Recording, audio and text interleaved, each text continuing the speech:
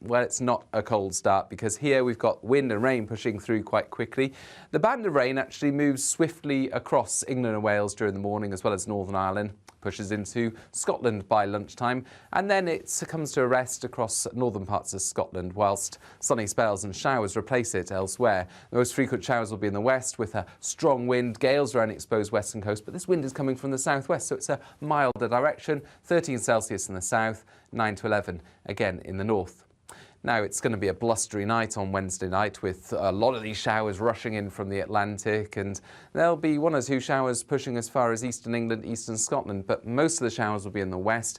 Further spells of rain coming in eventually on Thursday as well. A brighter day to come on Friday, but more rain on Saturday.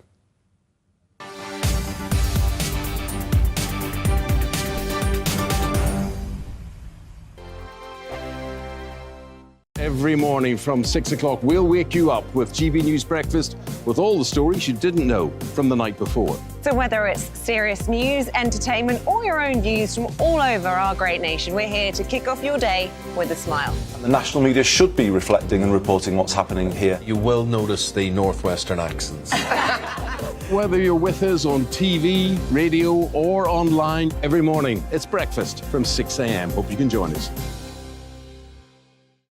Join me every Sunday at 6 p.m. for Gloria Meets. In exclusive interviews, I'll be finding out who our politicians really are and what they really think. I think I've seen probably quite enough of Matt Hancock to last me a lifetime. I'll also be getting to know you better, travelling to find out what you think about the politicians who are fighting for your vote. They've got to get this country back on track. Join me every Sunday at 6 p.m. only on GB News, on TV, radio and online. We are GB News, right across the nation. You can get us on television, on radio, on digital. We're absolutely everywhere. Amazing! You see, amazing! You remind me of me in the European Parliament. But here's the most important bit. We are not part of the mainstream establishment. We think and speak just like you do. We are the People's Channel. Magnificent. That's really, really thoughtful. Come and join us on GB News, the People's News Channel. My name's Tom Harwood and join me 9:30 a.m. every weekday for The Briefing, your one-stop shop for everything you need to know about what's going on in politics today. I wonder if this is a deal that might need to be like the biscuits in this factory, twice baked. Is there not an opportunity here to win out against the extremes? Tom Harwood, GB News. What are you going to do about it? Things should have been done differently, and they certainly are being done differently. Don't miss it. The Briefing with me, Tom Harwood, 9:30 Monday to Friday on GB News.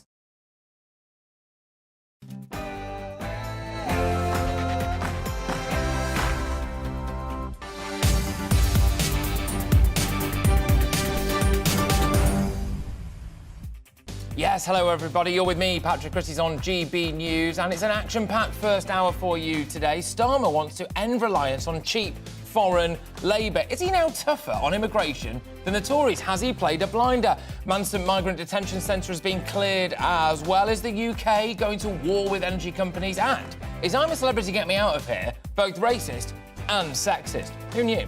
We start with Sir Keir Starmer telling business leaders they need to wean themselves off cheap foreign labour.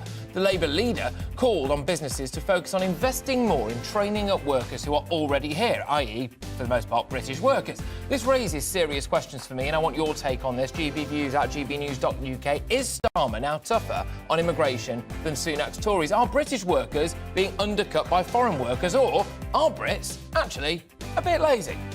Are we at war with energy firms in the UK? 17 British energy suppliers have been told by the regulator Ofgem they have to improve how they deal with vulnerable customers. How's yours getting on? How's it treating you? It comes as the windfall tax is already giving Shell the shivers. Shock horror. If we tax them more, they'll just leave. And later in the show, I want to hear from you. Should we judge Rishi Sunak for having a private same-day GP? Reports today show the Prime Minister is registered with a private GP that guarantees same-day appointments after he vowed to protect the NHS as being free at the point of use. But I'm not being funny. Wouldn't you just go private if you could afford it? Big one for you today. Email me, gbviews at gbnews.uk. Who do you now back more on immigration? Is it Labour or the Tories? Can't believe me even asking that. gbviews at gbnews.uk. But before that, it's your headlines.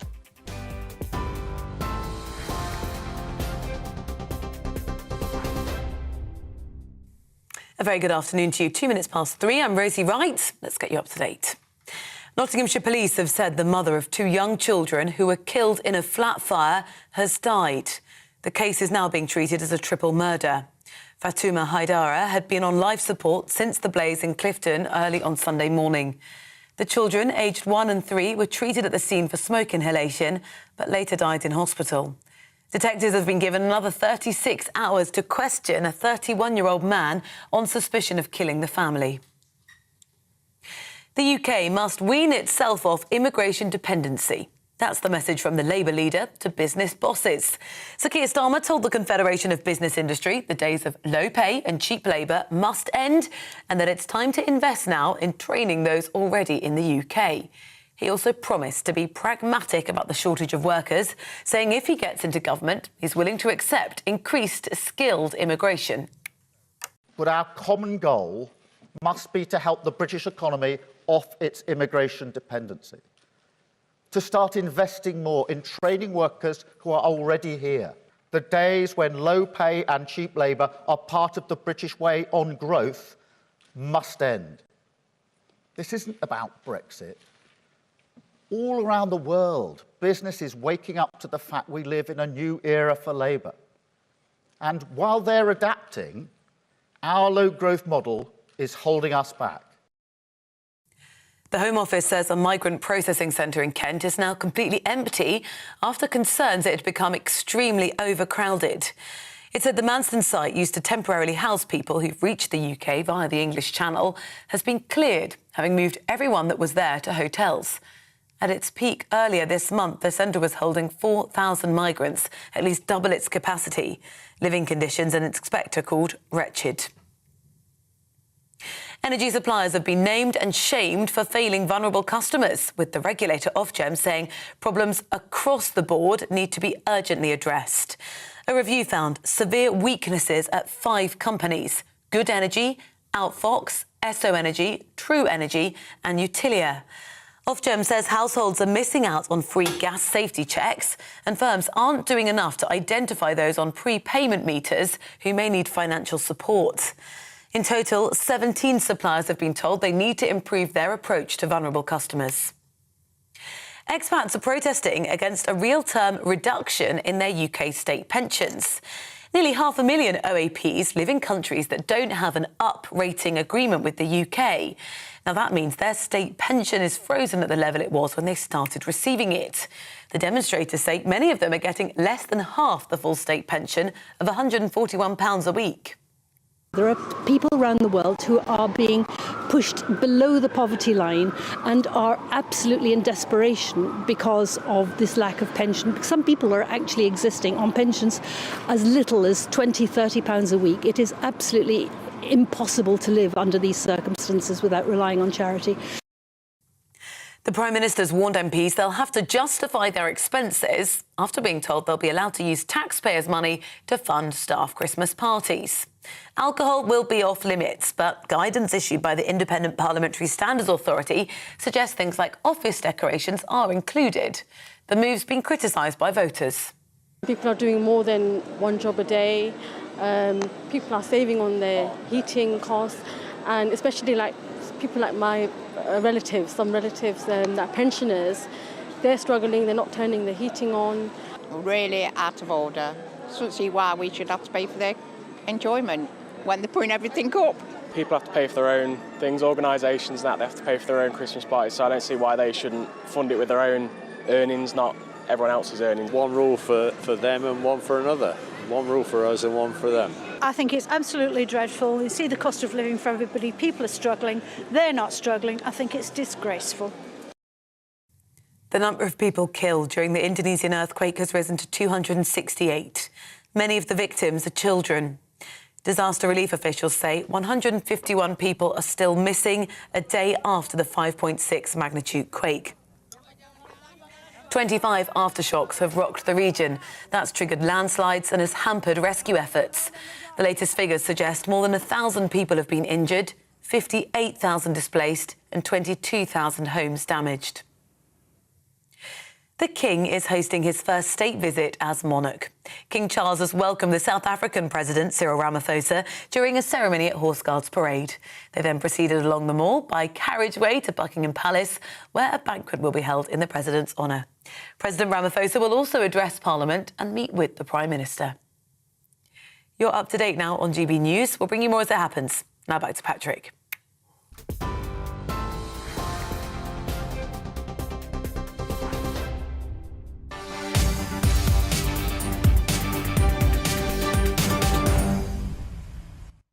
OK, people, let's get cracking. Sir Keir Starmer has told businesses to stop relying on cheap foreign immigrant labour and do more to train British workers to have the skills to get into work. It's a shrewd move that appeals to many working-class voters but still leaves the door open to mass migration. He told the Confederation of British Industry during a speech this morning the goal is to wean Britain off its, quote, immigration dependency. Let's just take a little look and listen to what he said. But our common goal must be to help the British economy off its immigration dependency, to start investing more in training workers who are already here. The days when low pay and cheap labour are part of the British way on growth must end. This isn't about Brexit. All around the world, business is waking up to the fact we live in a new era for labour. And while they're adapting, our low-growth model is holding us back. Yeah, really fascinating comments there that come just 24 hours, actually, after the Prime Minister Rishi Sunak told the same group of business leaders that his focus is on illegal immigration. So, is Sir Keir Starmer starting to outmanoeuvre the Tories and gain trust on immigration? I've got a poll running at the minute at Patrick Christys on my Twitter page. Who do you now trust more when it comes to immigration? Is it Starmer or is it Sunak? You can take part in that, but email me as well, gbviews@gbnews.uk. I suspect none of the above may well be the overbearing answer there, but let's find out. gbviews@gbnews.uk. Our political correspondent, Tom Harwood, joins me in the studio now. Fascinating optics here from Keir Starmer, pandering to the red wall, pandering potentially to the working classes, at least saying that he wants to get Brits into work more. And it's fascinating that this is happening at the CBI, the Confederation of British Industry, who yesterday hosted, of course, the Prime Minister, Rishi Sunak. Their big message over the last 2 days of their annual conference has been we need more migration. We need a liberalised system because there are over 1 million job vacancies in this country and they're calling for a broader shortage occupation list and the rest of it. Now, Rishi Sunak told them yesterday, no, that's not the path he wants to go down. It didn't get that much media coverage, though. Sir Keir Starmer, however, I'm mixing up their names perhaps because they're so blooming similar. But Sir Keir Starmer today doing his whole big pitch, on the one hand leaning into business in terms of saying we're a pro-business party now, but on the other hand making his big point of difference, that of migration, saying he doesn't want a big liberalisation programme, saying instead he wants to train British workers. But is he liar, pants on fire? Because it wasn't that long ago. He was all Mr EU, Mr Freedom of Movement, dare I say it, close to open borders. He did sign up to the Labour campaign for freedom of movement. He did say in his famous 10 campaign pledges to become Labour leader that he wanted to protect freedom of movement. Of course, every single one of those campaign pledges he later ditched, whether it was nationalisation or... Ed Miliband's tablets of stone? Yes. It's a bit like that. That's in a pub garden in Kensington now, by the way, but carry on. The Ed Miliband's tablet stone, the Ed Stone, as it became known, was fascinating because out of those 10 pledges, there wasn't a single one that meant anything. No. My favourite one, I think, was number 4, an NHS with time to care. Yeah. What does that mean? Yeah, it's not a policy. But back to the specifics. Immigration.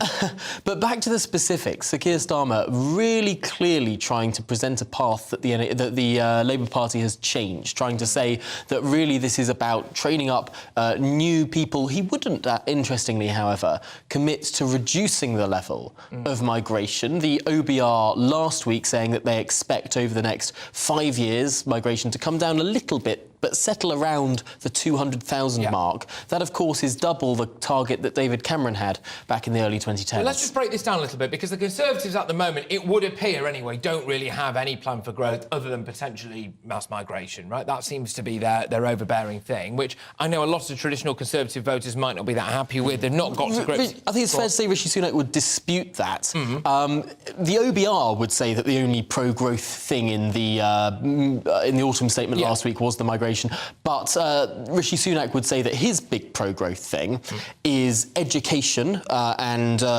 making the curriculum more strict and also protecting the R&D budget. Those were the two things he told the CBI yesterday. They don't seem like very big things, though. It's not sexy. Whereas Keir Starmer has come away from it now, at least with the headlines saying, well, I want to get to grips with legal immigration, whether or not he actually does. And this is what I want to drill down with you on now, because he's basically saying we want workers to have a fair deal. Yep, fair enough. That would presumably involve paying them more, which would fall onto business owners, not the state, naturally. So business owners might be looking at this now thinking, oh, I'm going to have to up wages.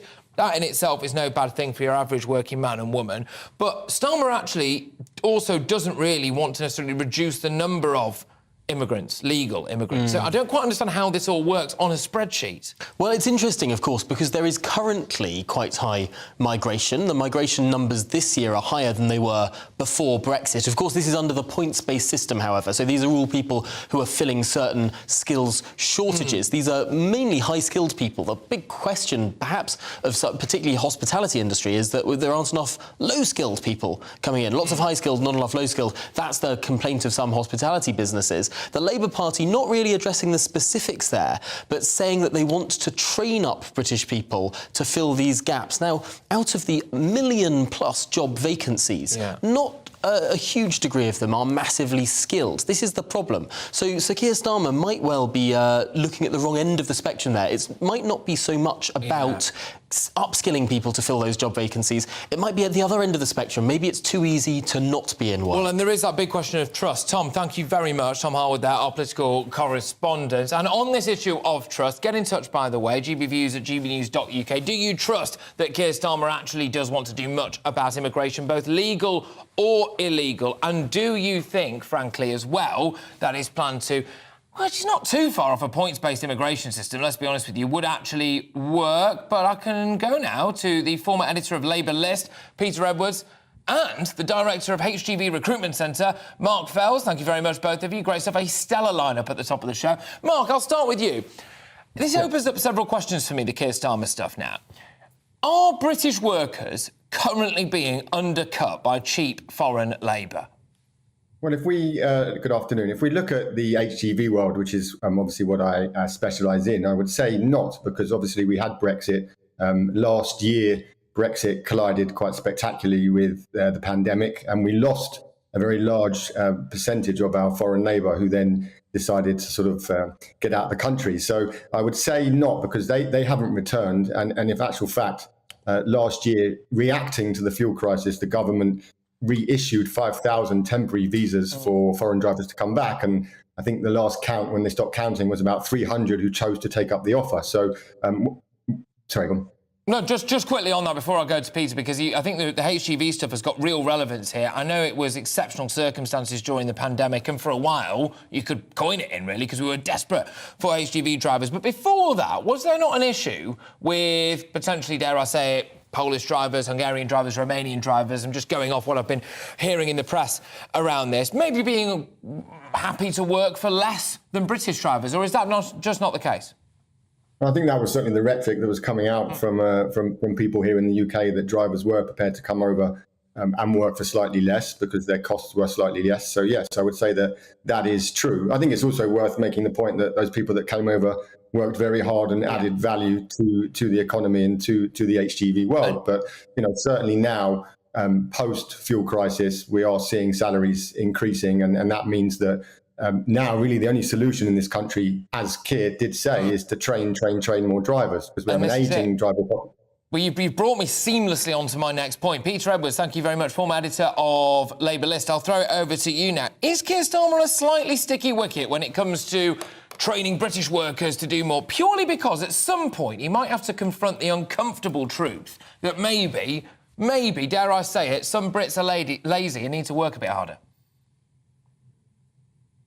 I certainly don't think Brits are lazy, and it would clearly be any politician who says that would be toast. But it's fair to say that Labour has had an uneasy relationship with these two issues that come together: Brexit and immigration. Of course, immigration is a global topic rather than just an EU-facing one. So it's completely right. If Labour wants to win the election, it starts to talk about these things, and as time goes on, I think it is a bit of a rebuild of credibility for Labour, but I think Keir Starmer did that very well today. Voters might also begin to see that the government have been all over the place on these topics. And I don't want to make everything partisan, but obviously the thing in the forefront of our minds is that David Cameron pledge, which was to get immigration down to thousands rather than hundreds. And that was essentially a made-up figure for political convenience rather than anything born out of the need. Well, it was absolute rubbish, because clearly not only was it unobtainable, he didn't have any desire of doing that, and nobody does now either. So it was just a bit kind of like Narnia politics. Peter, I'll just stay with you on this one. Keir Starmer, not really too strong when it comes to the illegal immigration aspect of it, which I think is arguably a bigger issue in the Red Wall than this old rhetoric of foreign workers stealing our jobs, actually. I think the illegal immigration side of things is maybe a bit bigger for them, and he doesn't seem to be doing... That's a fair question, yeah, and I think this idea of foreign workers stealing our jobs, quote-unquote, might have been prevalent 10 or 20 years ago.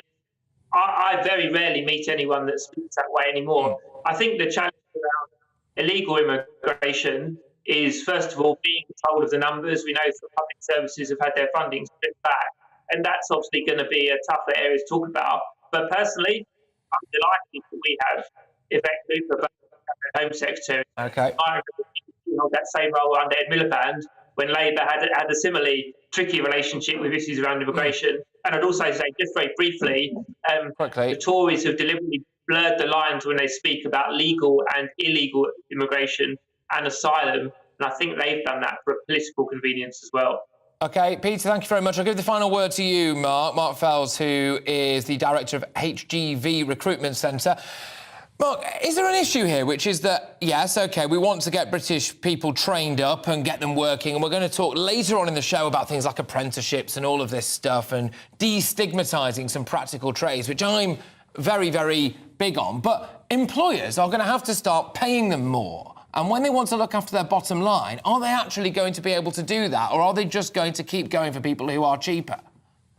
Well, I don't think they've got the option to go for people that are cheaper, because there is now less of a route for foreign labour to come back if foreign labour did actually want to come back. So, look, the government launched the skills boot camp last year, reacting to the fuel crisis. That's helped the market. We have seen salaries go up. Look, they're not rising with inflation, but what salaries are at the moment. But I think employers, whilst they're working to tight margins, recognise they have to put salaries up. We've seen that happen. We are seeing the benefits slowly of people who are training coming into the market through the boot camps and through privately funded individuals who see that salaries are going up. So, there is still a step up in opportunity for people to earn. If someone, for example, is working in a retail store, they can now earn 30, 35, 40,000 pound a year driving a lorry. And we're seeing more people trained to do so, which is encouraging. OK. Good stuff. Well, look, both of you, thank you very, very much. I was former editor of Labour List, Peter Edwards, and the director of HGV Recruitment Centre, Mark Fells. That was reacting to Keir Starmer's comments earlier about the fact that Britain, in his view, needs to wean itself off immigration labour, basically, and start training Brits. There's loads of angles to get stuck into here, and we are going to do the absolute lot of it throughout the course of this show. Are Brits really being undercut by cheap foreign labour? Do you think we need to do more to reduce net migration as a whole and retrain Brits? Do you think that some Brits need to work harder? There's a lot to discuss there, and I want all of it in the inbox right now. gbviews@gbnews.uk. But just moving on from that, from the money in your pocket in an employment sense to, frankly, what's going out of it when it comes to your energy bills. How do you feel your energy firm is treating you? Because the energy regulator Ofgem has told 17 energy firms today that they need to improve their approach with, quote, vulnerable customers. So a review revealed that some customers have been missing out on free gas safety checks and have been making debt repayments so high it stopped customers from being able to top up their prepayment meters. But today, Shell, and this for me, is the big one. Not that I don't care about vulnerable customers, but there's a bigger picture here, which is that Shell are fighting back on the higher taxes imposed on them. This was the argument, always going to be the argument, against windfall taxes, which is that if you are dealing with a giant multinational company that does not need to cut us a favour because they deal with the world, if you operate under an uncertain tax footing, so if you have a company and you go, all of a sudden they feel as though they might get clobbered with a windfall tax, well, they'll just pull out, won't they? And, shock horror, Shell are potentially doing just that. The oil giant's UK chairman, David Bunch, said that they'd re-examine each of its projects on a case-by-case basis after Jeremy Hunt increased the levy on excess oil and gas profits, so that windfall tax, from 25% to 35%. Let's talk now to Angela Knight, who's the former Chief Executive of Energy UK. Angela, thank you very much. It's all very well and good virtue signalling over a windfall tax, but if it means that the likes of Shell don't pump investment into the UK, then isn't it a bit of a false economy? Yes, let's just look at the numbers there, first of all, as what they really are, because you've just said windfall tax of 25% going to 35%. Actually, they already pay at 40%, i.e. twice the normal corporation tax. So, in effect, the tax is going from 65%, where it was set earlier, to 75%. That's 3/4 of the profit, and that is a lot of money. There are some offsets that Shell and anyone else who gets hit with that sort of tax, which are those people who extract oil and gas out of our part of the North Sea and where we can tax it. There are some offsets, and those offsets relate to investment. So what I think that all companies should do is, whilst there is a temptation to say this is terrible or whatever, just like the government has said this has got to happen, that actually the companies and government get around the table and work out exactly how it is operationalised, how that high level, if you like, policy is put into a practice in a way where there is truly some reasonable fair share of the profit with the British people, but it doesn't deter the big companies. A lot of this boils down for your average common man and woman on the street or shivering in their homes, whichever way you want to look at it. How much of a better deal or a more secure deal are the likes of Shell getting in other countries? I.e., are we already treating big firms like Shell badly when it comes to other nations? Because if we are, then we don't need to do it anymore, because it'll cost us 25 billion quid in this case, potentially. Well, I think as far as taxing the oil and gas companies are concerned, we may be doing it the highest in the world or nearly the highest. We're right up there anyway. And there's other countries which don't do it the same way. Equally, whatever happens with oil and gas taxation doesn't necessarily flow through to what we pay for gas and electricity from suppliers. Because although suppliers are called energy companies, and the oil and gas drillers are also called energy companies, as, by the way, our electricity generators are called energy companies, and the distributors, you know, the national grid and the networks are called energy companies, these are all different parts of the picture. And what we have to be very careful to do is not confuse one part and their profits with another part and how much it's costing us. Because if we do that, we'll just get it wrong right the way across the piece. All right, thank you very much. That's former Chief Executive of Energy UK, Angela Knight there, just reacting to the fact that, shock horror, if you absolutely clobber massive firms, international firms with huge unexpected taxes, then they do one, don't they? There we go. And taking 25 billion quid with them, potentially, Shell. Anyway, you are with me, Patrick Christys, on GB News. Coming up, the King is hosting his first state visit as monarch, welcoming South African President Cyril Ramaphosa and his wife to the UK. They're having a rather fancy lunch and apparently a rather fancy dinner as well. It's all right, isn't it, that? I wouldn't mind doing that. We're going to speak to our own royal correspondent, Cameron Walker, next. We've got all that coming your way. Plus, as well, we are talking about the fact that the Manston Migrant Detention Centre has been cleared. Is that a good thing? They've managed to play catch-up quite quickly. It does, however, mean there's probably a new migrant hotel somewhere near you. We'll talk about all of that in a tick.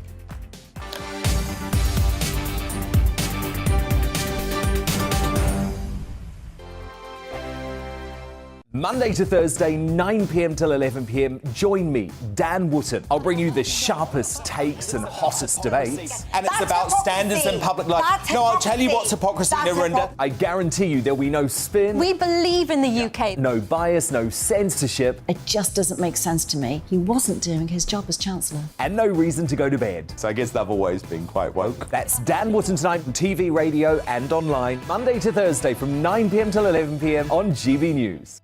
Every morning from 6 o'clock, we'll wake you up with GB News Breakfast with all the stories you didn't know from the night before. So whether it's serious news, entertainment or your own views from all over our great nation, we're here to kick off your day with a smile. The national media should be reflecting and reporting what's happening here. You will notice the northwestern accents. Whether you're with us on TV, radio or online, every morning, it's breakfast from 6 a.m. Hope you can join us.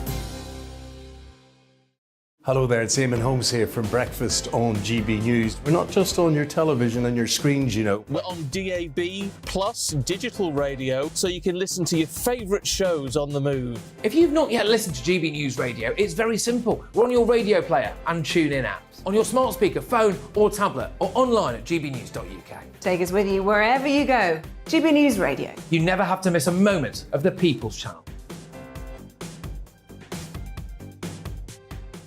Join me every Sunday at 6 p.m. for Gloria Meets. In exclusive interviews, I'll be finding out who our politicians really are and what they really think. I think I've seen probably quite enough of Matt Hancock to last me a lifetime. I'll also be getting to know you better, travelling to find out what you think about the politicians who are fighting for your vote. They've got to get this country back on track. Join me every Sunday at 6 p.m. only on GB News, on TV, radio and online.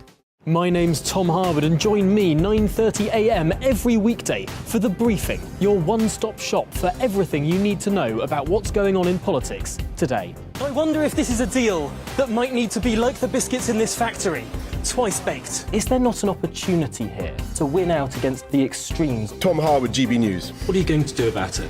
Things should have been done differently, and they certainly are being done differently. Don't miss it. The Briefing with me, Tom Harwood, 9:30 Monday to Friday on GB News. Hello, I'm Simon Evans. Join me on GB News for Headliners at 11 p.m, where I'll be joined by two of the country's top comedians as we take a look at tomorrow's newspapers tonight.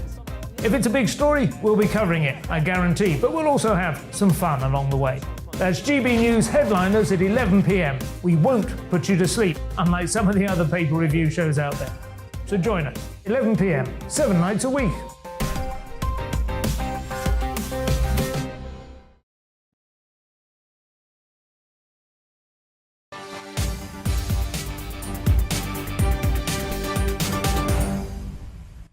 Welcome back, wonderful people. Now, loads of you have been getting in touch with your thoughts on immigration and workers in light of what Keir Starmer said earlier. Britain needs to wean itself off of cheap migrant labour. GB Views at gbnews.uk. John says it's rich for Labour to talk about training a homegrown workforce. It was Labour that opened our borders to cheap labour, causing lack of training and low salaries. I mean, I'm inclined to agree with you, to be honest with you. John, yet another impact of Tony Blair on the United Kingdom. Anyway, Shelley says, I do not trust Labour more than the Conservatives on immigration. And I do not trust the Conservatives at all with this current Prime Minister. It's fascinating stuff. Isn't it paving the way for some kind of new party that does actually particularly care about our borders? Do you feel, though, that actually British workers sometimes need to do the dirty work? Do they turn their nose up at jobs that other people will do? If that's the case, then haven't we only got ourselves to blame? Margaret says, I wonder why we need to have migrant workers to fill employment gaps here in the UK, as we have thousands of young people coming out of the education system every year, not all going on to university. We're going to talk about this later, Margaret. Fascinating point. Agree with it entirely. We need to stop a load of people doing meaningless courses at university, brewing and distilling at wherever it is. David Beckham studies somewhere else. That old trope of underwater basket weaving. No, let's get people out into the workforce. We need plumbers. We need all these people. And we should not stigmatise people who do not go to university and come out saddled with a lifetime of pointless debt. You're with me, Patrick Christys, on GB News. Coming up, we're going to be talking all about the King's state visit. He's hosting his first state visit. We're also, of course, expecting to hear live from Mick Lynch from the RMT. But before that, your latest headlines.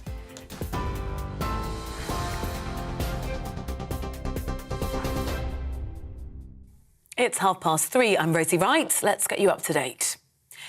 Nottinghamshire police have said the mother of 2 young children who were killed in a flat fire has died.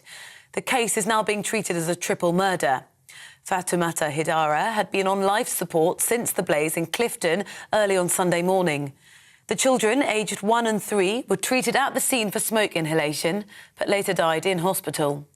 Detectives have been given another 36 hours to question a 31-year-old man on suspicion of killing the family. The UK must wean itself off immigration dependency. That's the message from the Labour leader to business bosses. Sir Keir Starmer told the Confederation of Business Industry the days of low pay and cheap labour must end and that it's time to invest in training those already in the UK. He's also promised to be pragmatic about the shortage of workers, saying if he gets into government, he's willing to accept increased skilled immigration. The Home Office says a migrant processing centre in Kent is now completely empty after concerns it had become extremely overcrowded. They said the Manston site, used to temporarily house people who've reached the UK via the English Channel, has been cleared, having moved everyone that was there to hotels. At its peak earlier this month, the centre was holding 4,000 migrants, at least double its capacity, living in conditions an inspector called wretched. The King is hosting his first state visit as monarch. King Charles has welcomed the South African President Cyril Ramaphosa during a ceremony at Horse Guards Parade. They then proceeded along the Mall to carriage to Buckingham Palace, where a banquet will be held in the President's honour. President Ramaphosa will also address Parliament and meet with the Prime Minister. We're on your TV, online and DAB+ radio. This is GB News. Let's go back to Patrick.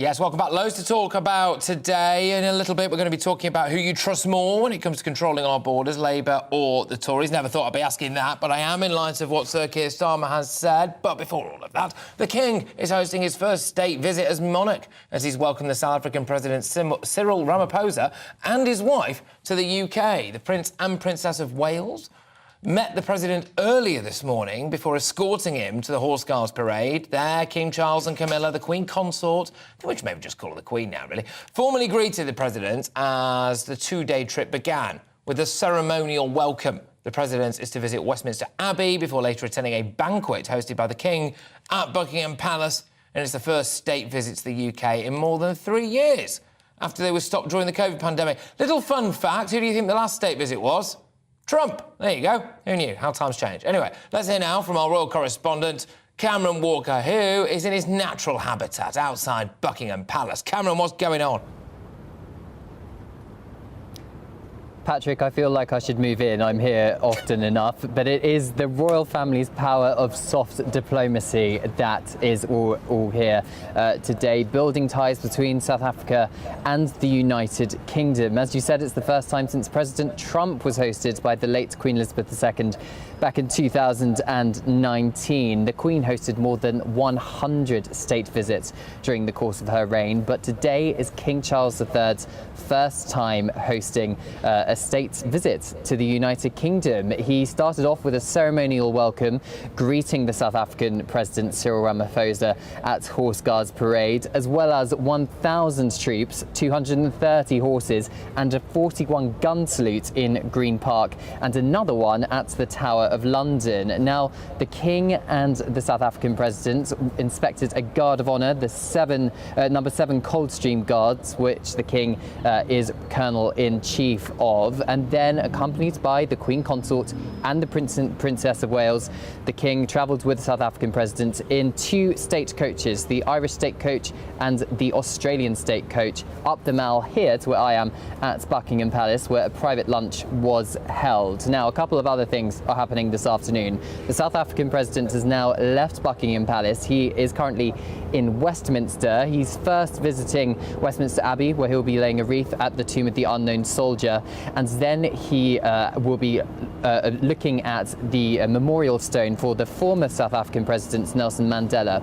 He will then be going into the Palace of Westminster, where he is expected to address both houses of Parliament before coming back here to Buckingham Palace for a magnificent state banquet. Now, a state visit isn't actually organised by the royal family. Well, it is organised by the royal family, forgive me, but it's not the invite from the royal family. It's the Foreign Office which actually invites the foreign head of state to come here. It's all about strengthening ties between the country, South Africa and the United Kingdom, and that's very much going to be a theme tomorrow because Prime Minister Rishi Sunak and President Cyril Ramaphosa are expected to take part in talks, a bilateral meeting inside number 10 Downing Street. South Africa is actually the largest trading partner with the United Kingdom within the continent of Africa, so no doubt it's very much the government's aim to strengthen that friendship and those ties with the royal family's help of soft diplomacy. Cameron Walker, thank you very much. And can I compliment you on a fabulous scarf as well? Cameron Walker there, our royal correspondent outside Buckingham Palace, just whizzing you through the first state visit that King Charles and the Queen are hosting. Anyway, we are expecting shortly everyone's favourite trade unionist, Mick Lynch, the RMT's Mick Lynch. We're going to hear from him. Apparently, he's warning of yet more rail strikes. I mean, it'd be weird if he wasn't, wouldn't it? He almost wouldn't be doing his job if he wasn't talking about more strikes. There we go. We'll bring you that live, you lucky people. We're also going to bring you the latest on the appeal for Shamima Begum to return back to the United Kingdom. How do you feel about all of that? Some more details emerging there. I am inclined to trust our security services more than I am to trust various different lawyers who, you know, maybe have a vested interest there. GBViews at gbnews.uk. We're also going to be asking, as indeed we are throughout the course of the show as well, who do you trust more when it comes to immigration? Keir Starmer has said we need to wean ourselves off immigrant labour. Does he actually mean it, though? Let's be honest, it wasn't so long ago this guy pretty much wanted open borders. I'll be back in a moment.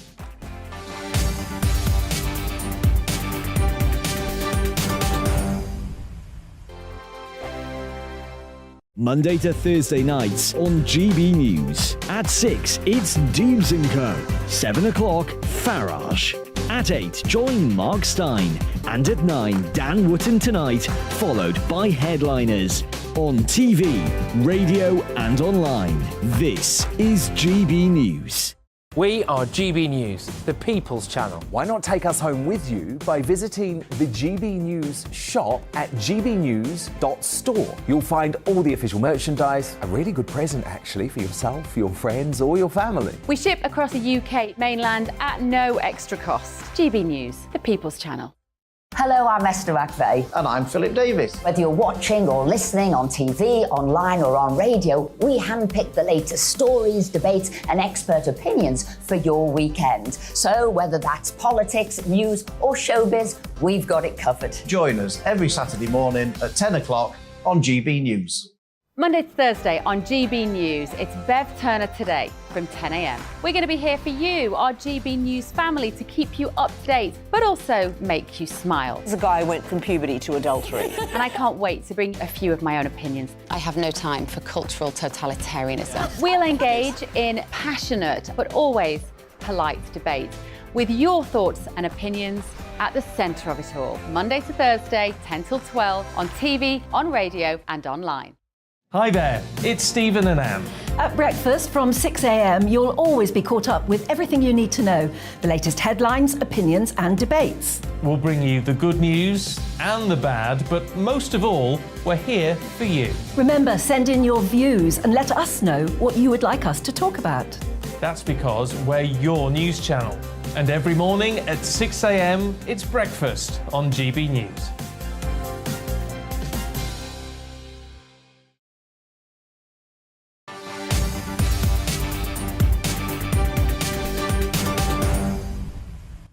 Action-packed show today, ladies and gentlemen. Yesterday, Shamima Begum began a new appeal against the stripping of her British citizenship, with her legal team arguing that she was recruited, groomed and trafficked to Syria as a child. Now, strong views from both sides on this, it's fair to say. The court heard from an MI5 officer who said that Begum, in some respects, would have known what she was doing when she travelled. But Miss Begum's lawyers asserted that the 15-year-old was influenced by a determined and effective ISIS propaganda machine. Well, today, the Special Immigration Appeals Commission hearing continues. And there to pick the bones out of it for us, our political reporter, Catherine Forster, who is there at the scene. Yes, thank you very much. Although a Royal Mail van has rather inconveniently just pulled up straight behind you, rather ruining the backdrop, but there we go. Catherine, what's the latest, please, in what is...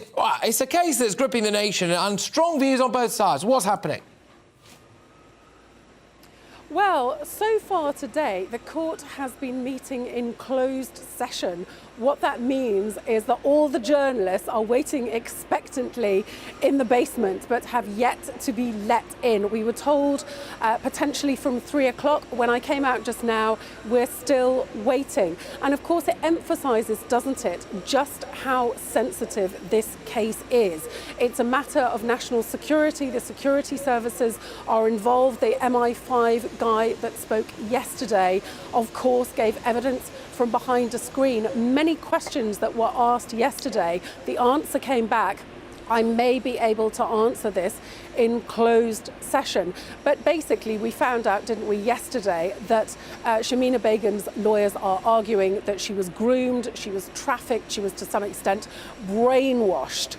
MI5 did come back fairly strongly and say that given she was 15, on course for A's and A stars, articulate, given the massive publicity about the beheadings that were going on at the time, that really she did know what she was getting into. But a couple of things. The lawyers that are in the open session are not allowed into this closed session either. The people in the closed session are people with special security clearance that will then feed information back to Shamima Begum's lawyers. And another thing that's deeply unclear is how much access her lawyers actually have to her. They've brought this case on her behalf. She's still in a camp in Syria. They are saying they have no direct access to her. But surely in a case where they're alleging that she's been trafficked, you would expect to hear a witness statement from her. So it's all very, very murky. It's going to run all week, and I'm afraid to say there's probably going to be things that we will never hear about this case.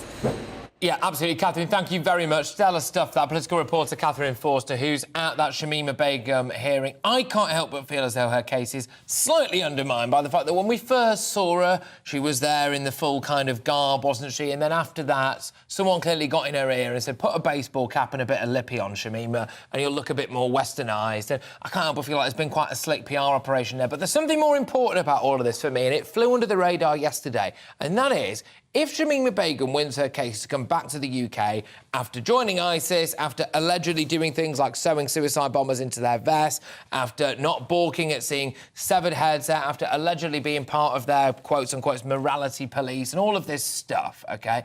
If she can come back to the UK, does it set a precedent for others to do the same? And here to pick that apart is barrister Rebecca Butler and Senior Research Fellow at Leeds Beckett University Law School, researching terrorism and security, Dr David Lowe. So both of you, thank you very much. Another stellar lineup. Oh, grief. OK, we've been biffed by Mick Lynch. I'm sorry, stay where you are, people.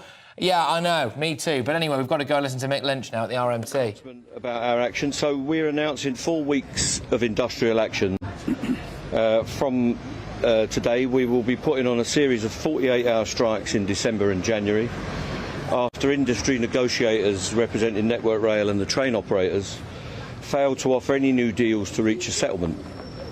So over 40,000 members across Network Rail and the 14 train operating companies will take a series of 48-hour strikes on the 13th and 14th and 16th and 17th of December, and then again on January the 3rd and 4th and the 6th and 7th. There will also be an overtime ban across the railways of all of our members from the 18th of December until the 2nd of January, meaning that we'll be taking continuous industrial action for more than 4 weeks. Despite every effort made by our negotiators, it is clear now that the government is directly interfering in our attempts to reach a settlement. The union suspended previous strike action in good faith to allow for intensive negotiations to resolve the dispute. Yet Network Rail has failed to make an improved offer on jobs, pay and conditions for our members during the last 2 weeks of talks. At the same time, the Rail Delivery Group, representing the train operating companies, has also broken a promise to make a meaningful offer on pay and conditions, and even cancelled negotiations that were due to take place yesterday with 1 hour's notice.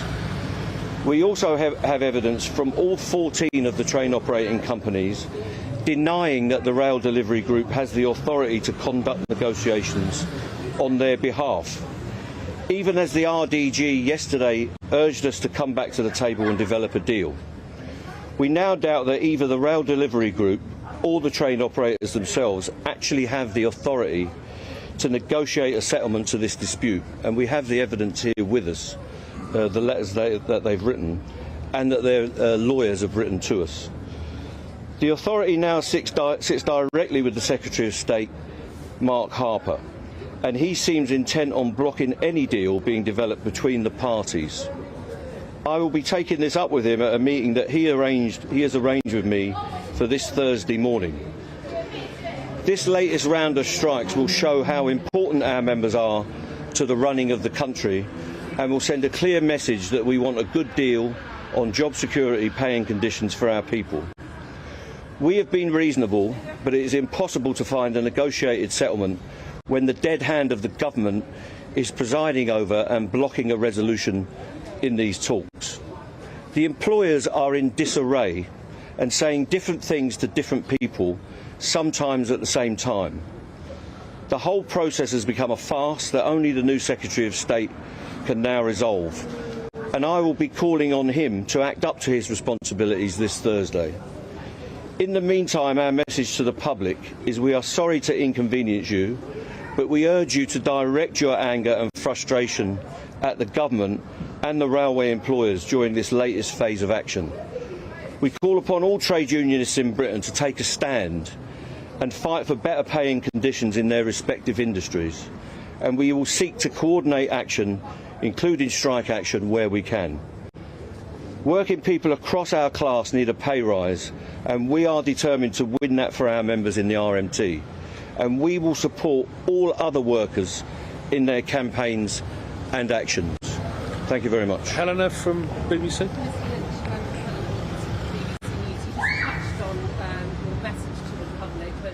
Four of the dates in the run-up to Christmas, I think you mentioned 13th, 14th, 16th and 17th of December.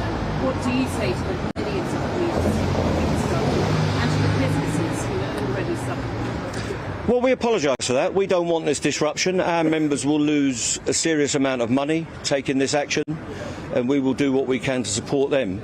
But it's time for this government to get serious. They have created this dispute by cutting £2 billion worth of funding from the mainline railway, National Rail. They've also cut £2 billion from London Transport, and we've got disputes there. So they have made those cuts, and the effect of that is that thousands of our members are under threat of the loss of their jobs. We have serious doubts that the services will be able to be maintained with these cuts. They're bringing in stringent cuts to the safety regime on the railway in order to make the redundancies, and they're going to rip up our terms and conditions. And let's not forget, we haven't had a pay rise, most of our members, for 3 years now, and we're coming to the turn of the year again with no deal in place. So we're serious about what we're doing. We apologise for that disruption, but really the Secretary of State, rather than sitting on his hands, has got to get down to the serious business of creating a settlement in this industry. Yesterday I was told directly by the most senior person working for the train operating companies that he has been stopped from offering us a deal. Even a deal that we may not like, that we could develop. He has been prevented from doing that by the Department for Transport, and it seems that they are stuck on the idea that they will continue this dispute into the new year for whatever reason they've got. So the public's anger should be at the government, and we hope they have some sympathy for our members and for all the other workers in this industry and across industries and across the economy that are struggling to make ends meet and earn a living in this society. What impact will you expect over time? OK, so you are listening to General Secretary of the RMT Union, Mick Lynch, taking questions now. He's announced strike action. We're going to go back to him now, I believe, because he's just continuing to take those questions. Blockades, and we expect there to be a very serious impact through that overtime ban Plus there will be shortages of train crew and other safety critical grades during that period. So we expect there to be disruption arising from that overtime ban, otherwise we wouldn't be doing it. We expect it to impact the entire railway service. Do you worry about these? When does the overtime ban start? The overtime ban starts on the 18th and runs through to the 2nd of January. Do you worry about losing public support? Obviously, the cost of living crisis, lots of people suffering at the moment. This coming at Christmas, for the last 2 years with COVID. Well, we are concerned about the public and their ability to make their own living. We're concerned about how the public feel about our disputes. But the public have also made it clear in opinion poll after opinion poll that they support us and they support the other workers in this economy who are being screwed down in order to pay for a crisis that was not of their making. And what you will see, if there's not a square deal on pay and other matters, is a transfer of wealth from the working people of this country to the super rich and the people that will be paying dividends throughout this economic crisis. So that is how wealth is redistributed. And the problem in this society, it's been redistributed the wrong way.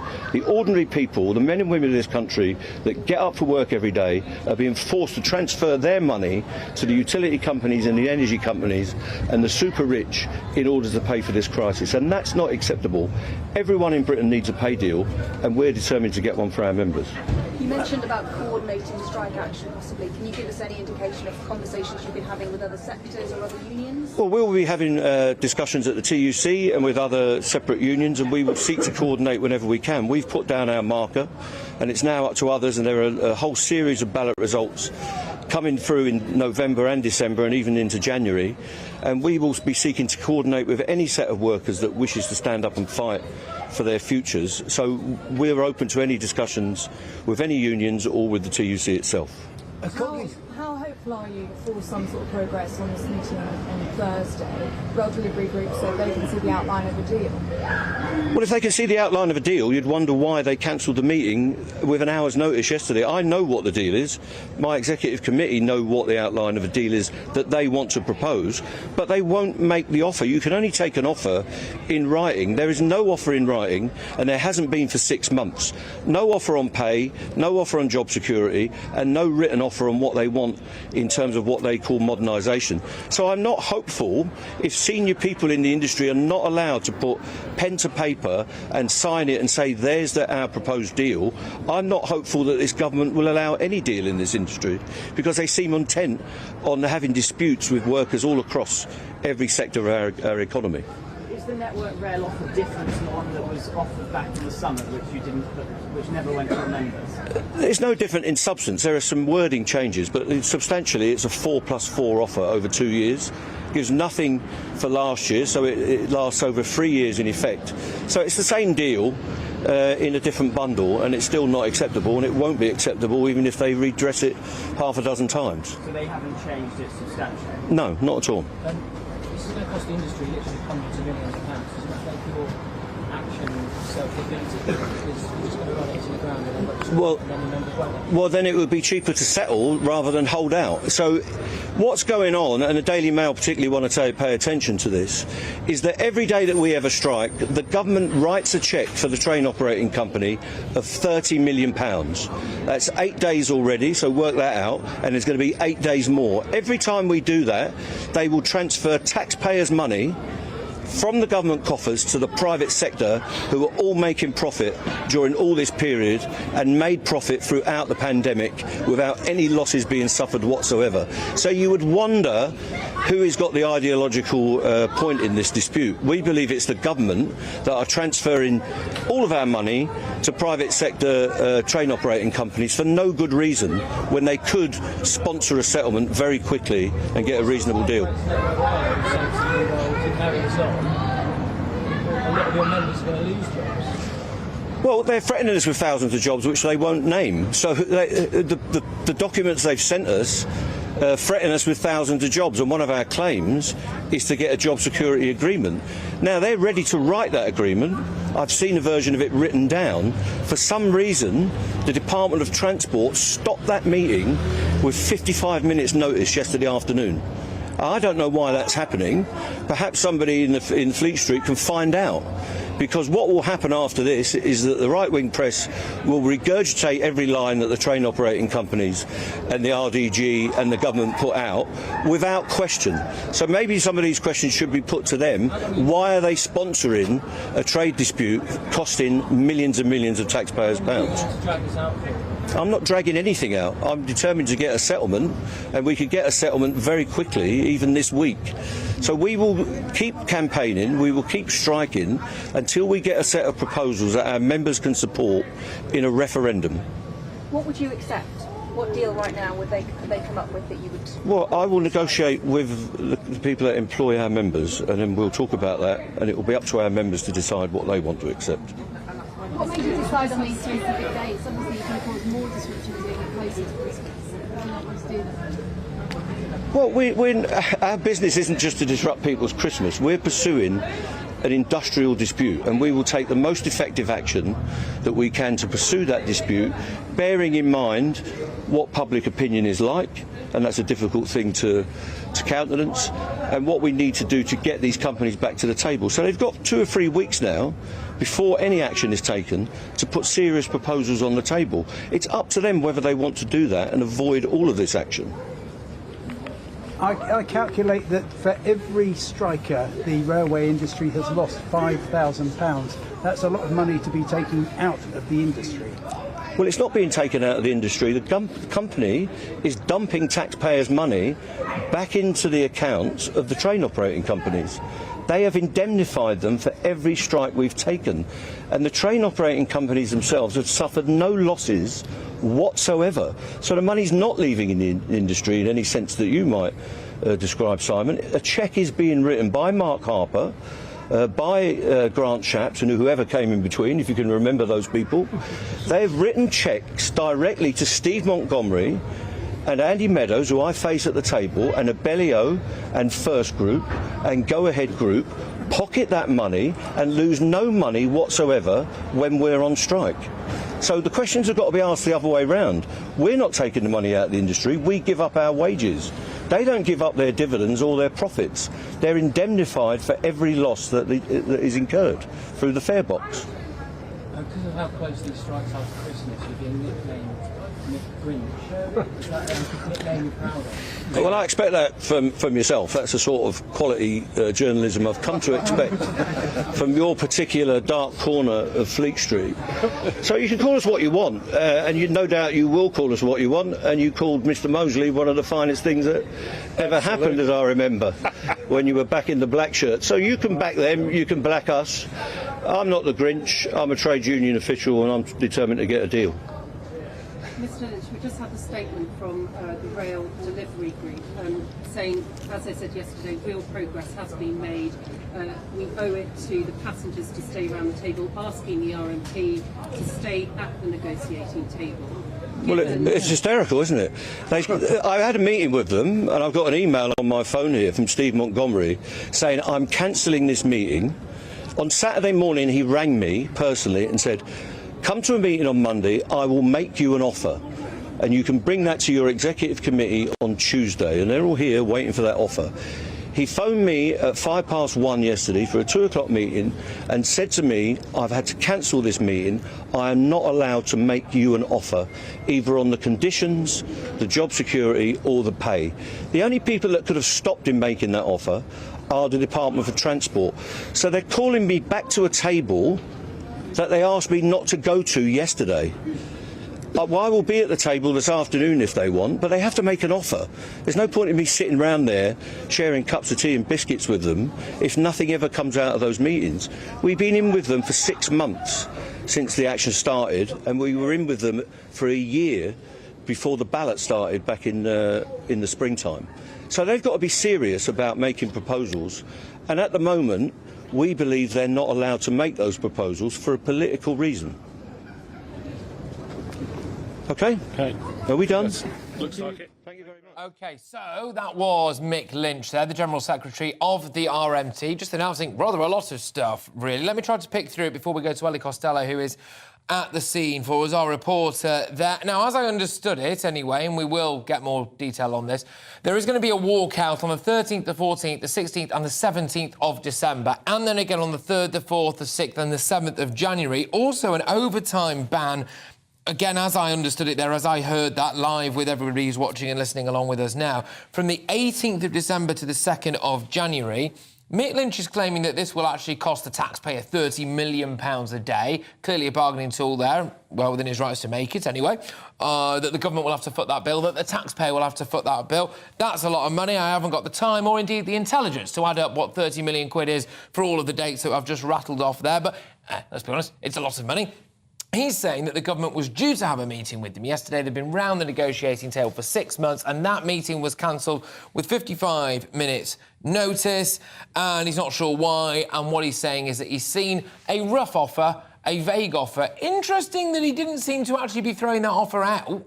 He just said that it hasn't officially been made to them, and he doesn't want to cancel strike action unless that offer is formal. So there we go. How do you feel about all of this, though, ladies and gentlemen? I suppose it's an interesting one. What Mick Lynch wants to do is, and I'm quoting now almost word for word anyway, I was making notes as he was talking, he says, look, we're sorry for the inconvenience, we don't want to be doing this, but he urged people, the British public, to direct their anger at the government.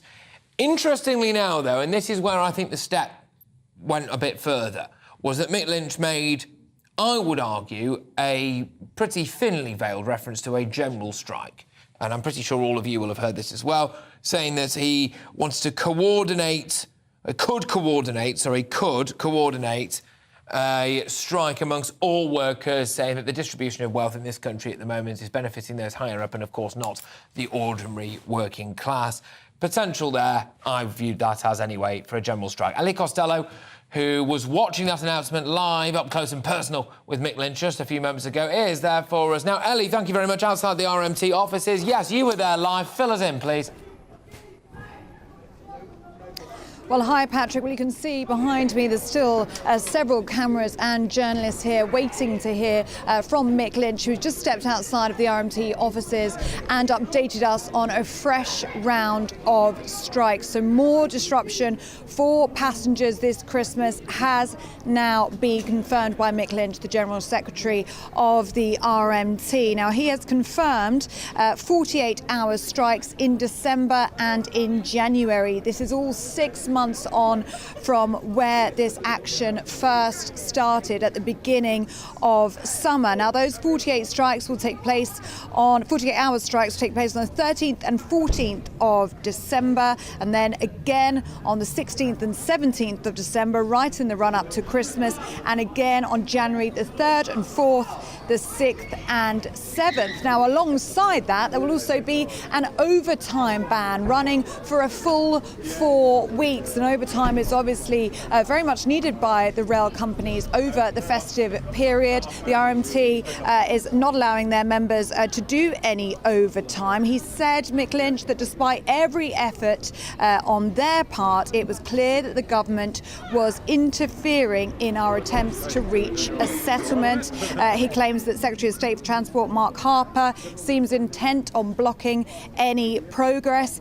He was also asked about public support, and he was asked about whether he was worried that might be beginning to lessen. Some would argue it's not even there in the first place. He said that is something that he's concerned about. But very interesting comments, Patrick, saying that he calls on the public to not only support them and direct their anger to the government, but also said that they should be striking for better pay and better conditions in their respective industries.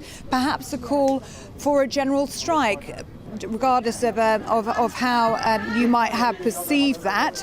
He did say that they need to direct their anger elsewhere. He confirmed that the deal was the same as it was in the summer. The offer on the table is the same, and he said no matter how you dress it up, it's exactly the same and it will not be accepted. He was also asked if he supports the nickname Mick Grinch, which is what one of the tabloid papers just referred to him as. He said you could call him what he he likes, but he says he's not the Grinch. He is a trade union official. So there we go. We have new, fresh train strikes just confirmed by the General Secretary of the RMT, Mick Lynch, on the 13th, 14th, 16th and 17th of December, the 3rd and 4th, 6th and 7th of January. Huge amounts of disruption across the festive period for businesses, for commuters and for family members who are hoping to get across the country by rail to see their family this Christmas.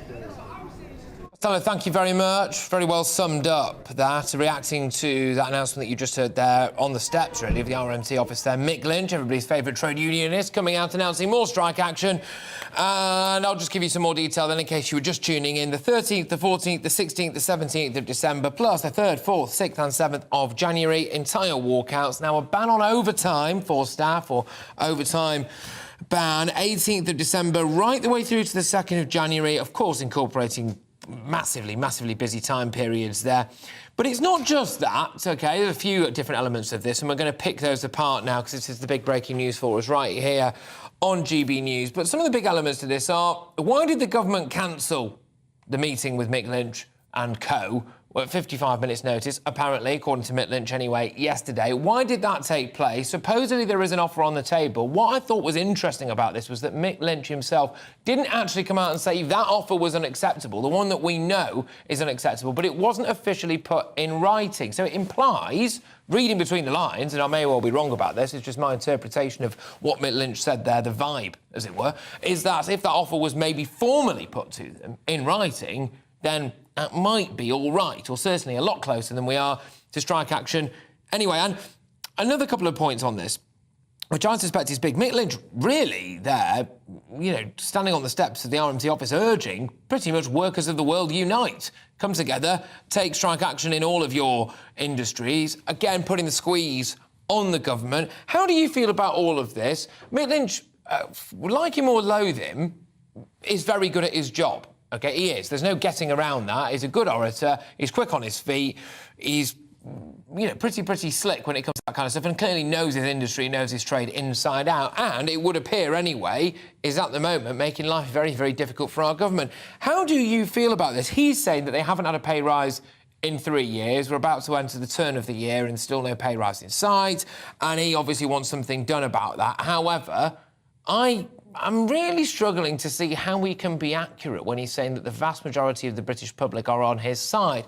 I don't think that someone trying to get home for Christmas, or someone who's desperate to go to work, your average kind of common working man and woman on the street who needs to go to work to be paid on that particular day or get their weekly salaries, how are you on side with the people who are trying to essentially disrupt you and cause maximum disruption? Joining me now, though, is transport journalist and author Christian Woolmer. Christian, thank you very much. Lots to get stuck into there from Mick Lynch.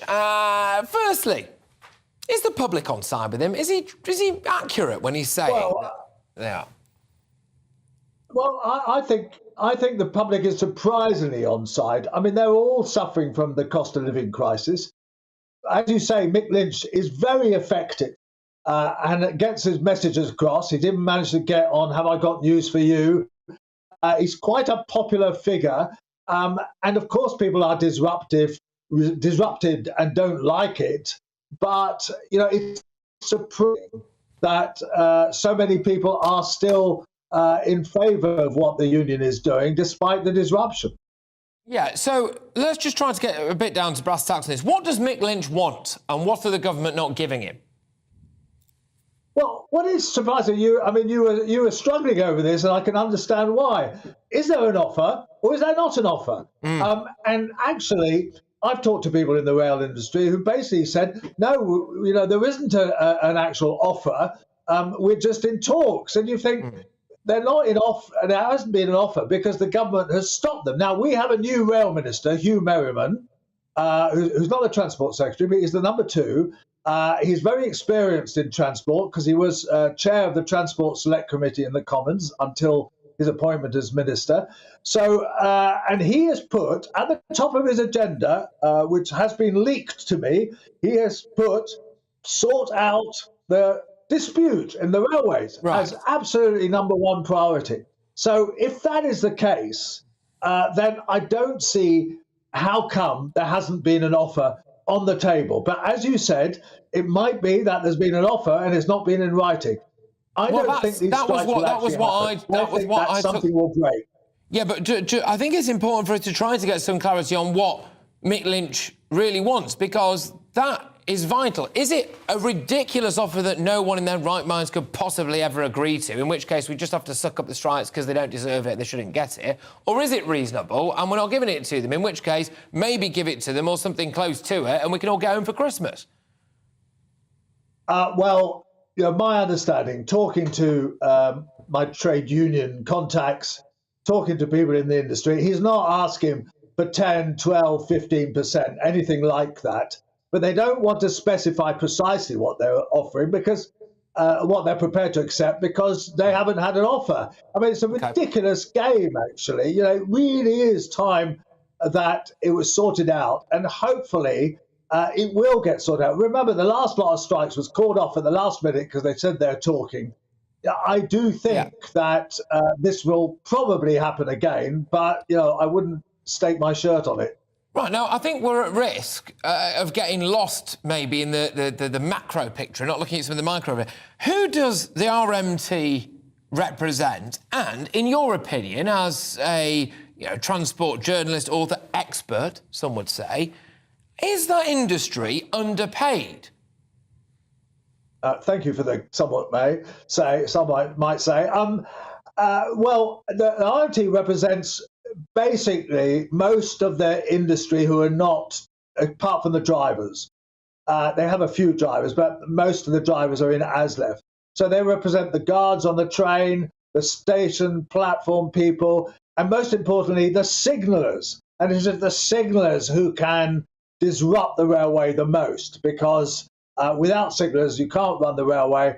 There's not many managers who can do it. They can maybe do it for a few hours or so. They can't run a service for the whole day. That's why we've had these very truncated services, even on days when the management have come in and operated the signals. So they do wield quite a lot of power, but they don't wield as much power as ASLEF, which can really stop the whole network straight away. Right. Now, I suspect we might have hit on something here, Christian, which is that, from my understanding anyway, the guards and platform operators, I do not want to say that their job is obsolete, but one can envisage a future without guards or platform operators. However, signallers, vitally important. And so realistically now, does the government really need to try to target the signallers and hope that they break ranks from the other two elements of the RMT? Is that an impossibility? No, I'm afraid you're wrong there. Many trains can't operate without a guard because there's all sorts of safety considerations, like they go to platforms that are short formation, so you can only open the doors on 3 of the carriages and not the rest of them, that sort of thing. And also, you absolute platform staff. Otherwise, the network grinds to halt, because you need platform staff to make sure everybody's on the train, that people are safely aboard, that there's nobody kind of with their coat stuck in the doors or something, all that kind of thing. You can't operate you can't operate trains without people on the platform. It's just very inefficient to do so. So the signallers are the most vital, but other staff are important as well. And of course, you need the revenue protection staff to collect the tickets. You need people to sell the tickets. All those people are vital for the running of the railway.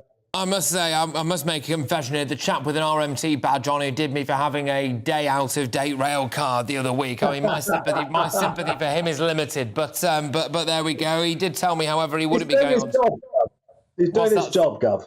I know. I hate it, though. Anyway, I don't have to like it, Christian. Look, thank you very much, Christian. Great stuff, this. And, really fascinating to pick through that. If you are just joining us, rail strikes. Apparently the 13th, the 14th, the 16th and the 17th of December. And then the 3rd, the 4th, the 6th and the 7th of January. What is fascinating, though, is sandwiched in the middle of that is no overtime, an overtime ban from the 18th of December to the 2nd of January. So basically, mass disruption over Christmas, unless they can reach a deal with government. On that deal, Mick Lynch is deliberately not saying, the RMT are deliberately not saying exactly what they want for obvious reasons. They wouldn't necessarily want it being picked apart in the press.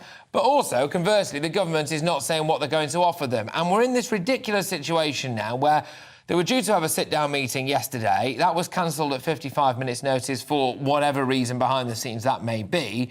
And there is some form of an offer, which Mick Lynch appeared to allude to the idea that it might not necessarily be the worst offer in the world, but it's not formal and it's not in writing, and therefore he can't go for it. Slightly sinister stuff, this, depending on which way you look at it and which way you lean politically, of course. The possibility for a general strike. Mick Lynch there saying, we are sorry to inconvenience you as customers, as people who use the transport system. However, please don't be angry at us, be angry at the government for not sorting it out. And he stopped short of saying exactly this, but pretty much, workers of the world unite, rise up, go on strike in your industry, let's get a square deal for the workers. How do you view all of this? gbviews@gbnews.uk, and it is to that inbox that we're going right now, actually. Lots of your thoughts on Mick Lynch announcement flooding in. Gary says, I think I heard Mick Lynch apologise for the disruption. I, for one, don't accept his apology. Well, I suppose there you go. Phil says, will Starmer be training up hundreds of new train drivers so the striking ones don't have to work so hard during overtime?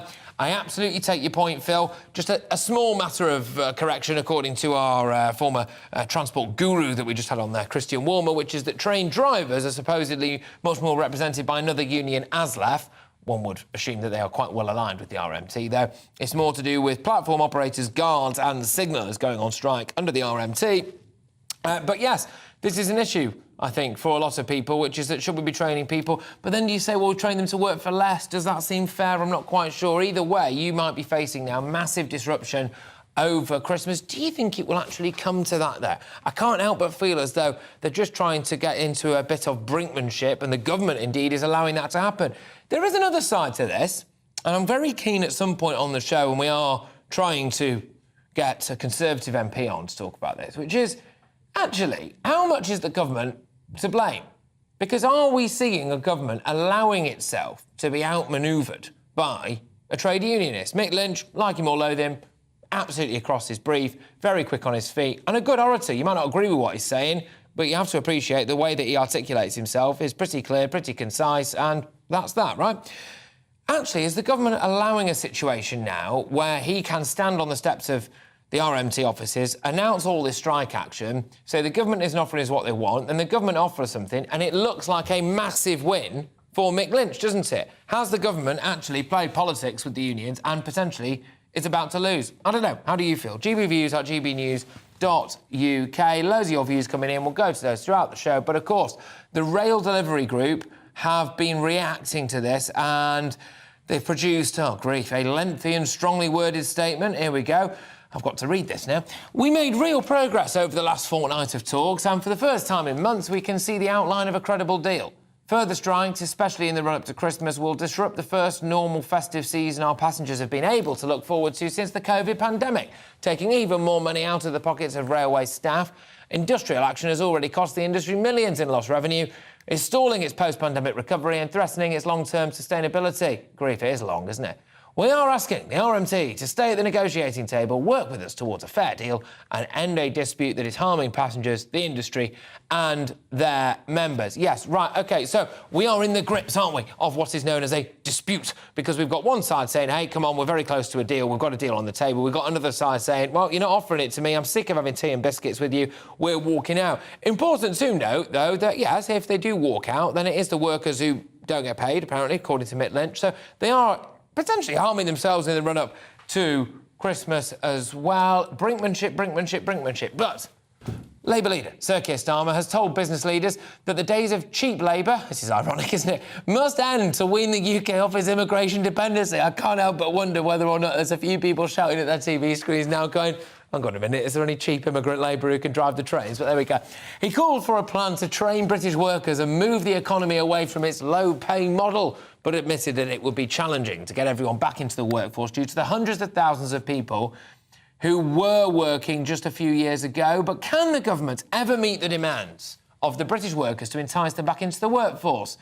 I think it's quite relevant now, isn't it, really, given what Mick Lynch has just said. Look, lots to talk about here on this specific issue. Keir Starmer, Sir Keir Starmer now, trying to position himself as we want a more points-based immigration system, if you really read between the lines of what he's saying there. potentially now capitalising on, I think, a sentiment of the British public. Maybe you're working man and woman, the red wall seats, however you want to bracket it, which is that they're a bit sick and tired of, quotes unquote, cheap foreign labour coming over here, taking their jobs, as they might suggest it. However, is it true? Is that actually happening? Do you believe Keir Starmer? It wasn't so long ago, it was all free movement of people and open borders with old Keir Starmer, wasn't it? What's actually going to go on with illegal immigration? Illegal immigration, that's a biggie as well. Who do you trust more when it comes to sorting this matter out? Sunak or Starmer? I suspect the third option of neither may be the most popular. But I am joined now by political commentator and independent statistician, Jamie Jenkins. Hey, there we go. Thank you very much. Right, OK, so, Keir Starmer, is there any substance to what he said about Britain weaning itself off from, immigration dependency when it comes to Labour?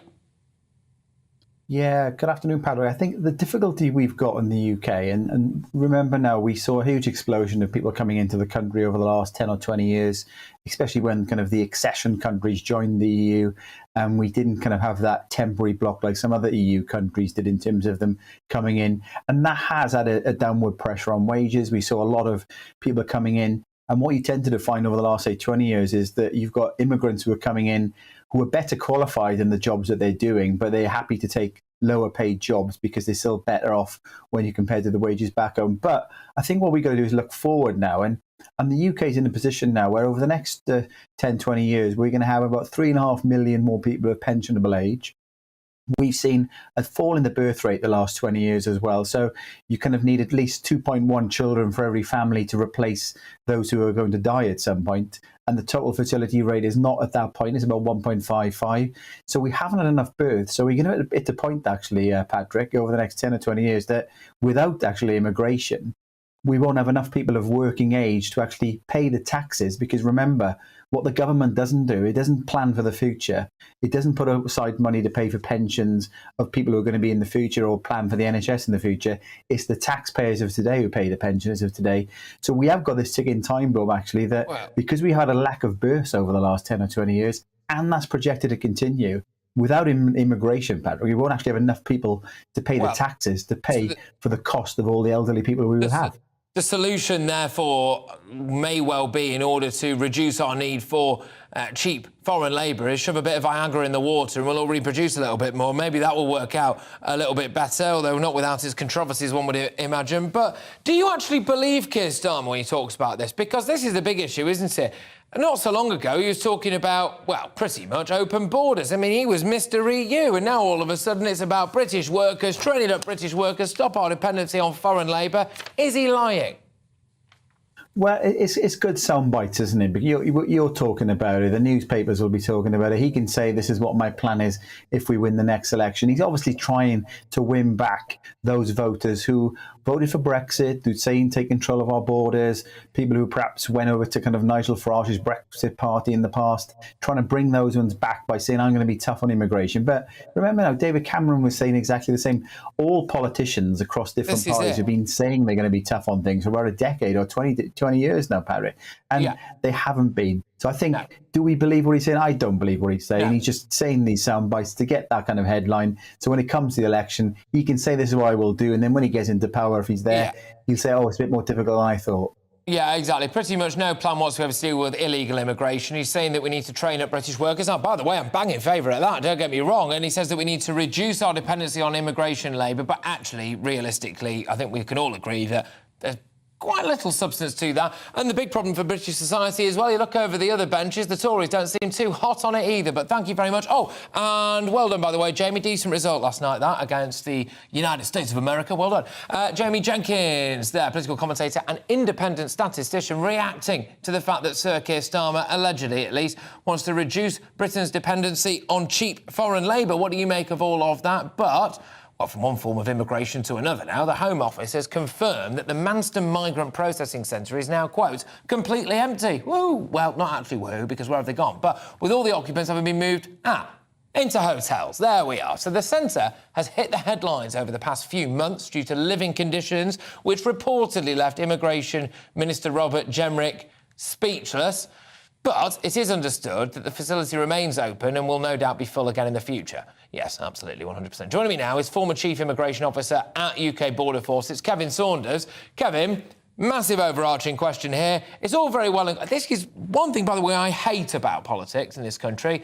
So they now get to say, woohoo, yes, get in, we've cleared this detention centre. But actually, how can they have cleared it, bearing in mind it was full of about 4,000 people or so? They've released them off into hotels across the country. But there's no way they can have processed any of these people too well, that we know who they are, where they're from, or anything. And we have just, for want of a better phrase, just released them into the wild, haven't we? Yep, that's exactly what we've done. Right. We've no idea who they are because they won't tell us their real names, they won't tell us their real dates of birth, and they've got no documentation. So you're bang on, Patrick. Off they've gone to their hotels, which they're no doubt complaining about, and there we are. What it does do is give the staff at Manston a bit of a break while the weather's so bad. This really is not a good news story, is it? The idea that, OK, great, we've managed to clear the Manston detention centre, but the fact is that these people were at least in a detention centre and now they're in a hotel near you, or frankly not, actually, because they can come and go as they please. Yeah, well, yes, you're right. If they're Albanians, they'll be staying in a hotel for a few days and then they'll be disappearing into the unregulated economy. That's the situation. Unfortunately, we don't have the detention facility to detain everybody that we would like to detain. And when it comes to keeping tabs on some of these people, is there any of that being done? So if I am an asylum seeker and I'm in a holiday inn somewhere and I leave that holiday inn and just disappear into the ether and maybe meet one of my many thousands of friends who are already in the UK living here illegally, they can't... Are they looking for me? Is anyone looking for me? I doubt very much if anybody's looking for them because they're all down in Dover and East Kent trying to control the people coming across the channel. It's enforcement that are doing all of this. And so if enforcement are down in the channel, they're not looking for people. So that's a bit of a not working one there.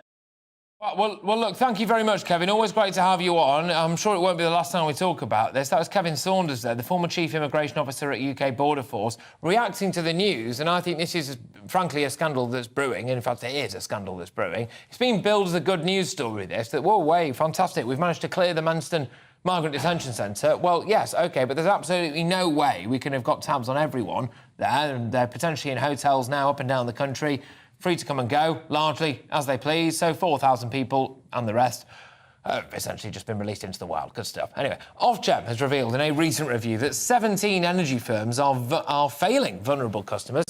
There were multiple failings, which resulted in struggling customers not being offered the support that they need. While some firms made debt repayments so high people could not afford to top up their prepayment meters, Good Energy, Outfox and So Energy have apparently been very weak when it comes to all of this. I tell you what, we're going to go now to Andy Mayer, who is the energy analyst at the IEA. I'm hoping you can pick through the bones of this a bit better than I just butchered there from my auto cue. What's going on, all right? Ofgem's findings are saying that, vulnerable people are being kicked in the knackers by their energy company. Yeah, Patrick, I think you did a pretty good job there. I mean, the stories that emerge from the reporting on this include things like an elderly and vulnerable man sitting on his own at home alone in the dark for 2 weeks because he didn't know what was going on. He didn't know that his energy supply had cut him off. He just thought he was experiencing the blackouts that he'd seen reported as a potential risk in the media from all the other things that are going on. Then other people who have been taken all the way through court proceedings with bailiffs coming round and trying to confiscate their property when all that had happened is that their energy supplier had given them a bill and a debt repayment schedule that was far too extreme for them to be able to cope with on their restricted circumstances.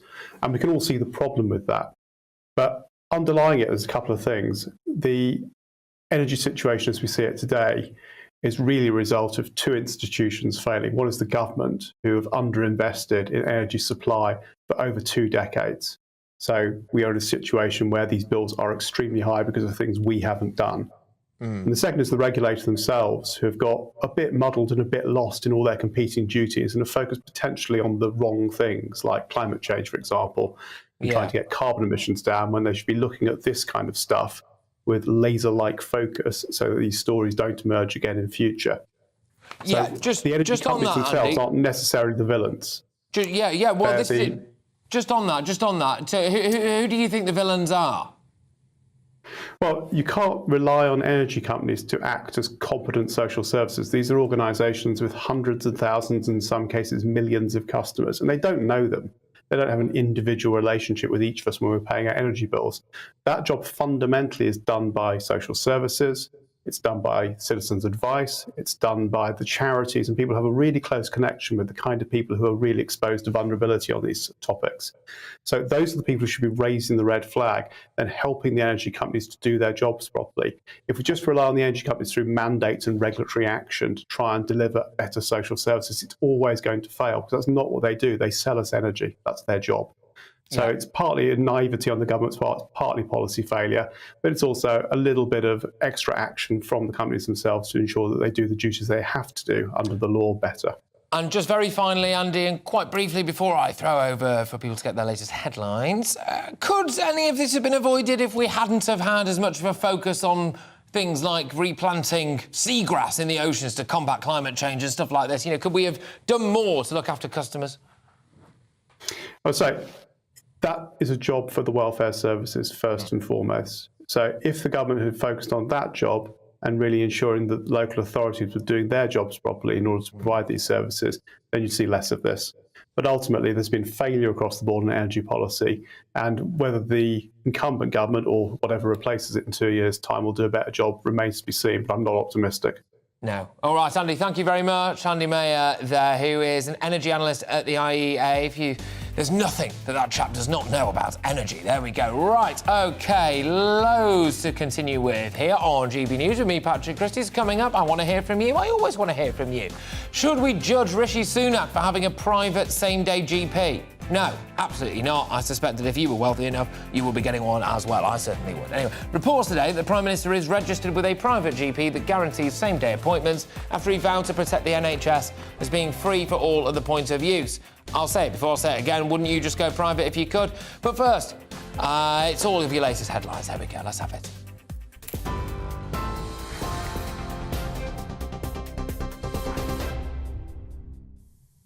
It's 4:32. I'm Alice Porter in the GB newsroom.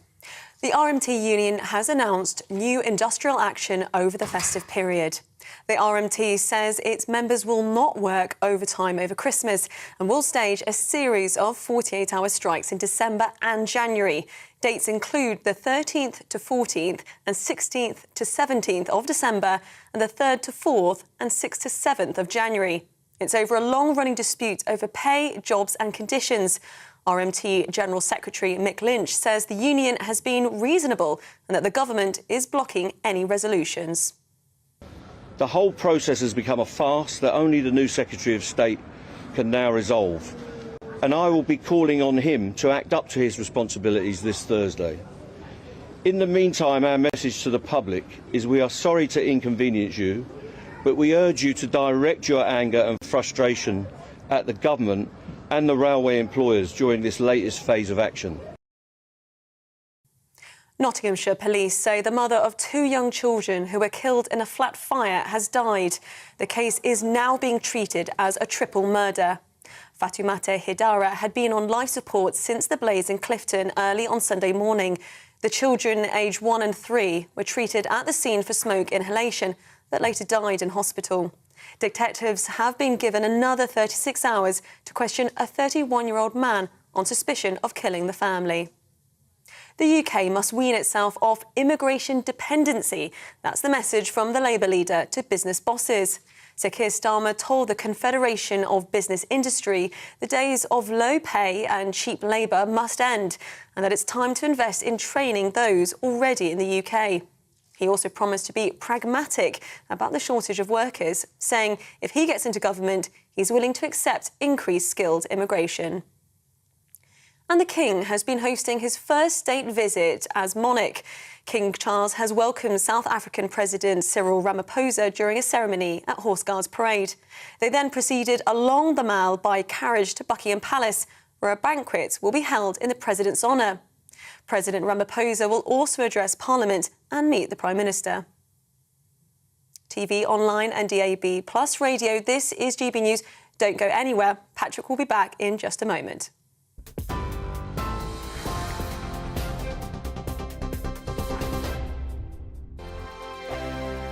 We are GB News, and we'd like to say thank you to each and every one of you for bringing us your conversations, for helping our great nation find its voice. We are here for you on radio, television, and online, across England, Scotland, Wales, and Northern Ireland. It's not the BBC, you actually get your facts right. We are proud to be GB News, the People's Channel, Britain's news channel.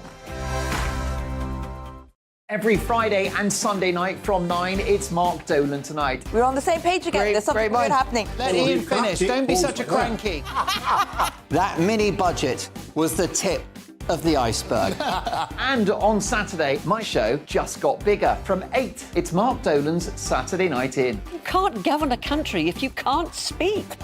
Stop talking. My God, we reached the end. I've never been early in my life. Only on GB News, the People's Channel. Hello there, it's Eamon Holmes here from Breakfast on GB News. We're not just on your television and your screens, you know. We're on DAB plus digital radio, so you can listen to your favourite shows on the move. If you've not yet listened to GB News Radio, it's very simple. We're on your radio player and tune-in apps, on your smart speaker, phone or tablet, or online at gbnews.uk. Take us with you wherever you go. GB News Radio. You never have to miss a moment of the People's Channel. Monday to Thursday, 9 p.m. till 11 p.m. Join me, Dan Wootton. I'll bring you the sharpest takes and hottest debates. And it's about standards and public life. No, I'll tell you what's hypocrisy, Narinda. I guarantee you there'll be no spin. We believe in the UK. No bias, no censorship. It just doesn't make sense to me. He wasn't doing his job as Chancellor. And no reason to go to bed. So I guess they've always been quite woke. That's Dan Wootton Tonight on TV, radio and online. Monday to Thursday from 9 p.m. till 11 p.m. on GB News.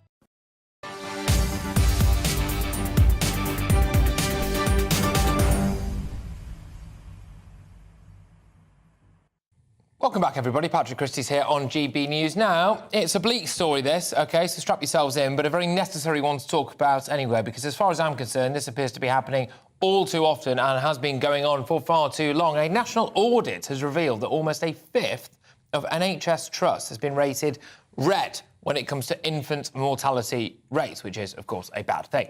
A total of 23 trusts received the red rating from mothers and babies, reducing risk through audit and confidential inquiries, or EMBRACE as it's known. This means that the death rate for 2020 was more than 5% above the average for other countries. EMBRACE looked into stillbirths and deaths within 4 weeks of birth.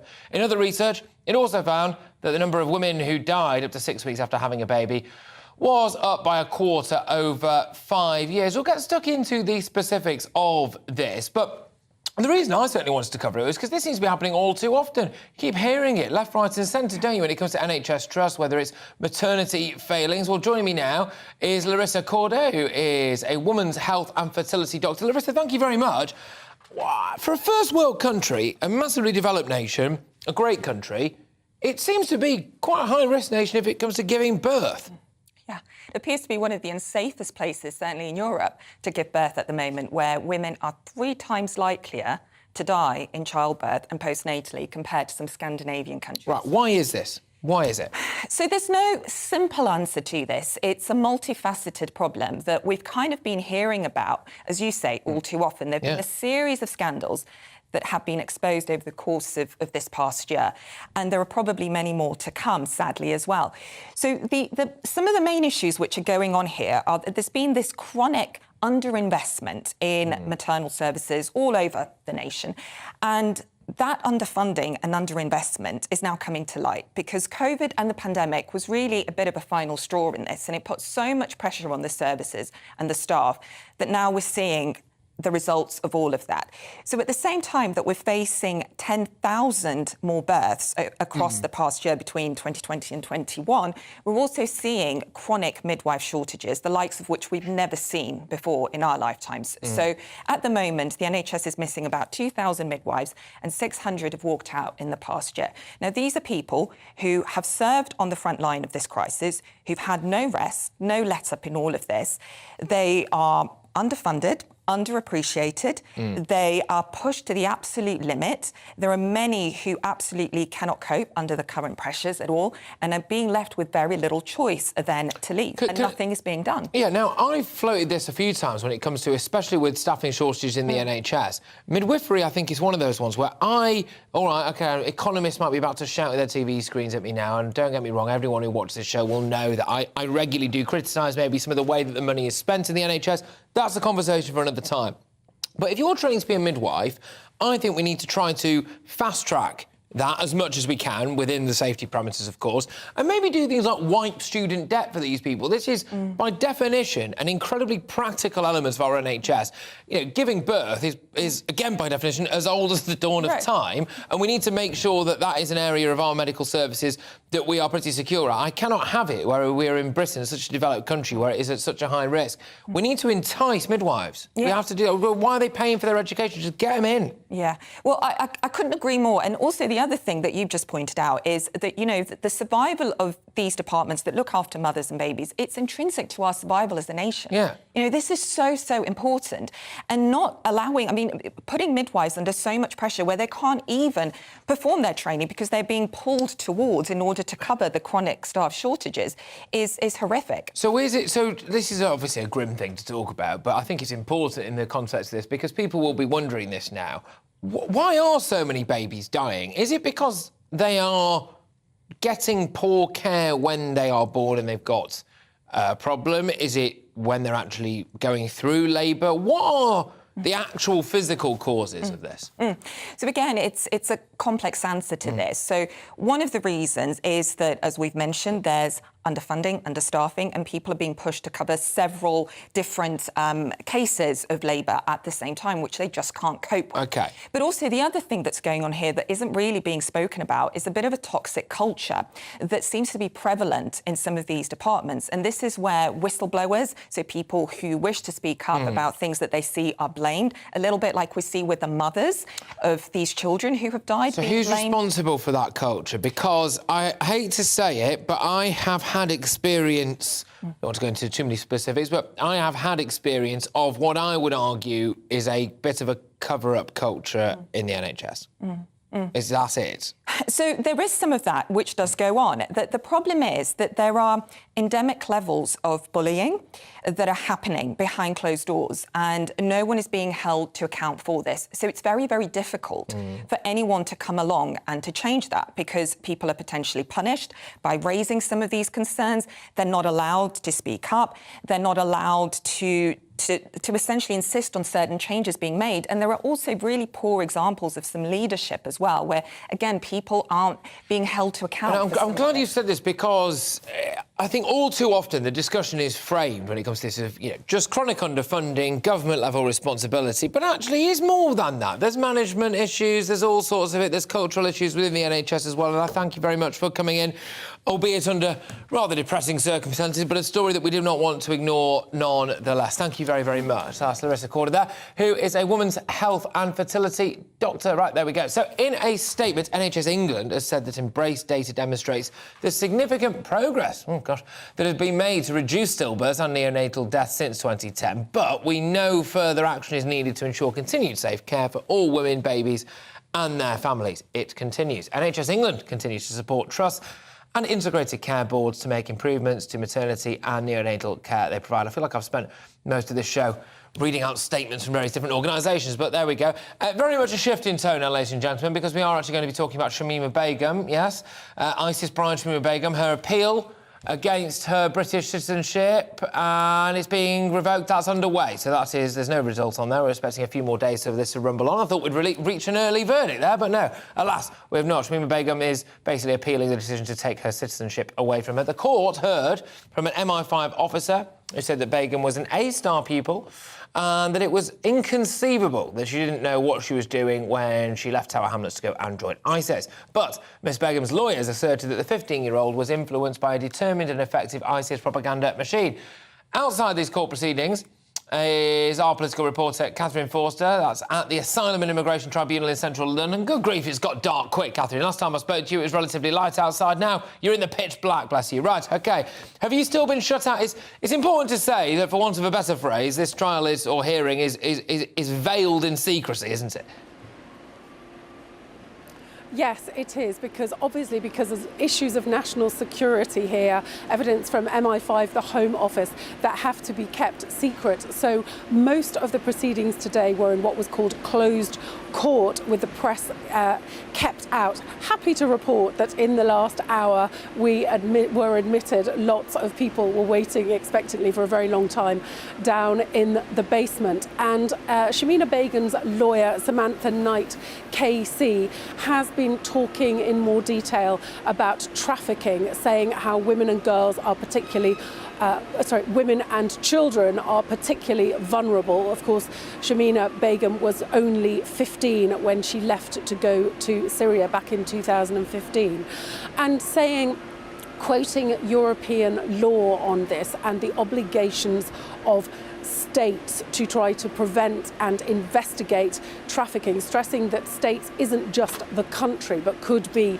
the school, the local authority, and basically saying that when the then Home Secretary Sajid Javid removed Shamima Begum's citizenship only a couple of weeks after she was found in 2019 in a camp in northern Syria after the caliphate collapsed, that before that action was taken, the Home Office should have taken steps to consider whether she was there as a victim of trafficking, that those questions perhaps had not been asked and should have been.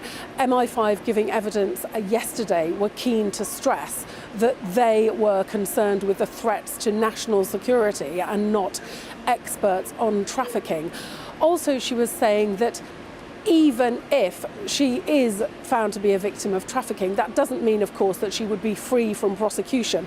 So if, and I think it's a big if, she ultimately is able to make her way back to these shores, certainly her troubles are by no means over. Quickly on this one, I just want to pick up on a conversation that you and I had a bit earlier on. I thought it was a fascinating point that you made, where the serious question marks as to how much contact her own legal team have with her, which I find perplexing, because one would assume that if they're bringing a case, they would have contact with her, and it does almost raise its head as to exactly what's going on here. Can you just run us through that again, please?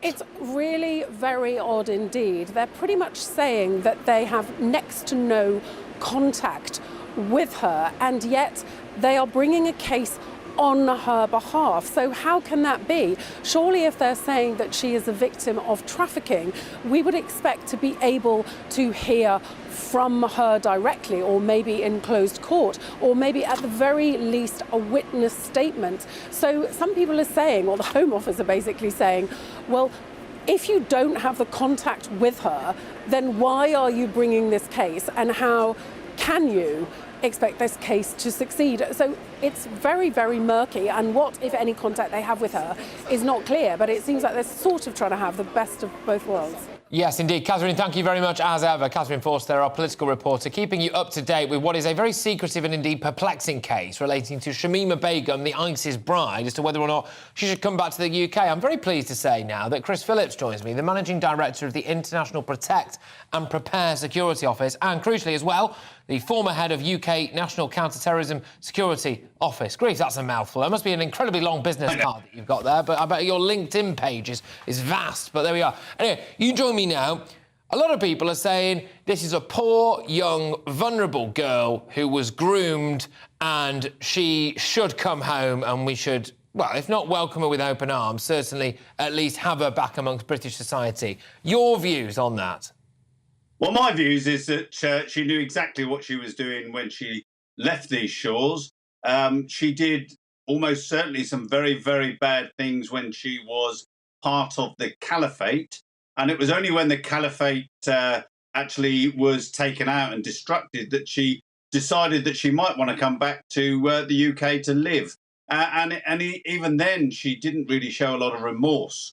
I think the big thing here is she has become a cause célèbre, and I think it's important that the government and this country say to anyone that wants to go out on one of these gap year jihadis that it's just not going to work. And if you do want to come back, then we're going to do everything we can to stop her. So yes, she is I think a dangerous person. But the other thing about this as well, Patrick, is this fallacy that she's going to face justice if she comes back to the UK. She's not. She almost certainly, if she gets any kind of sentence, it will be very low, and she'll be living next door to someone in this country, and at some stage she'll be sending her children to school with someone in this country. And I think we need to bear that in mind, that she will not be convicted over here for offences she committed in Syria. And there's a lot of people drawing, in my opinion, a false parallel between saying, oh, you know, some victims of various grooming gangs, they were young, and because they are working class white girls, people like me get very, very emotional about that whole thing. But the fact that Shamima Begum is not white, people are saying, oh, that's clouding people's views on it. So I want to ask you, would you be saying the same thing if Shamima Begum was white? Well, of course. I mean, we kind of, it's almost got lost in the fog of time, just how bad the things that were happening in Iraq and Syria were. I mean, these people weren't just going over there and drugs. These people were throwing people off the top of buildings.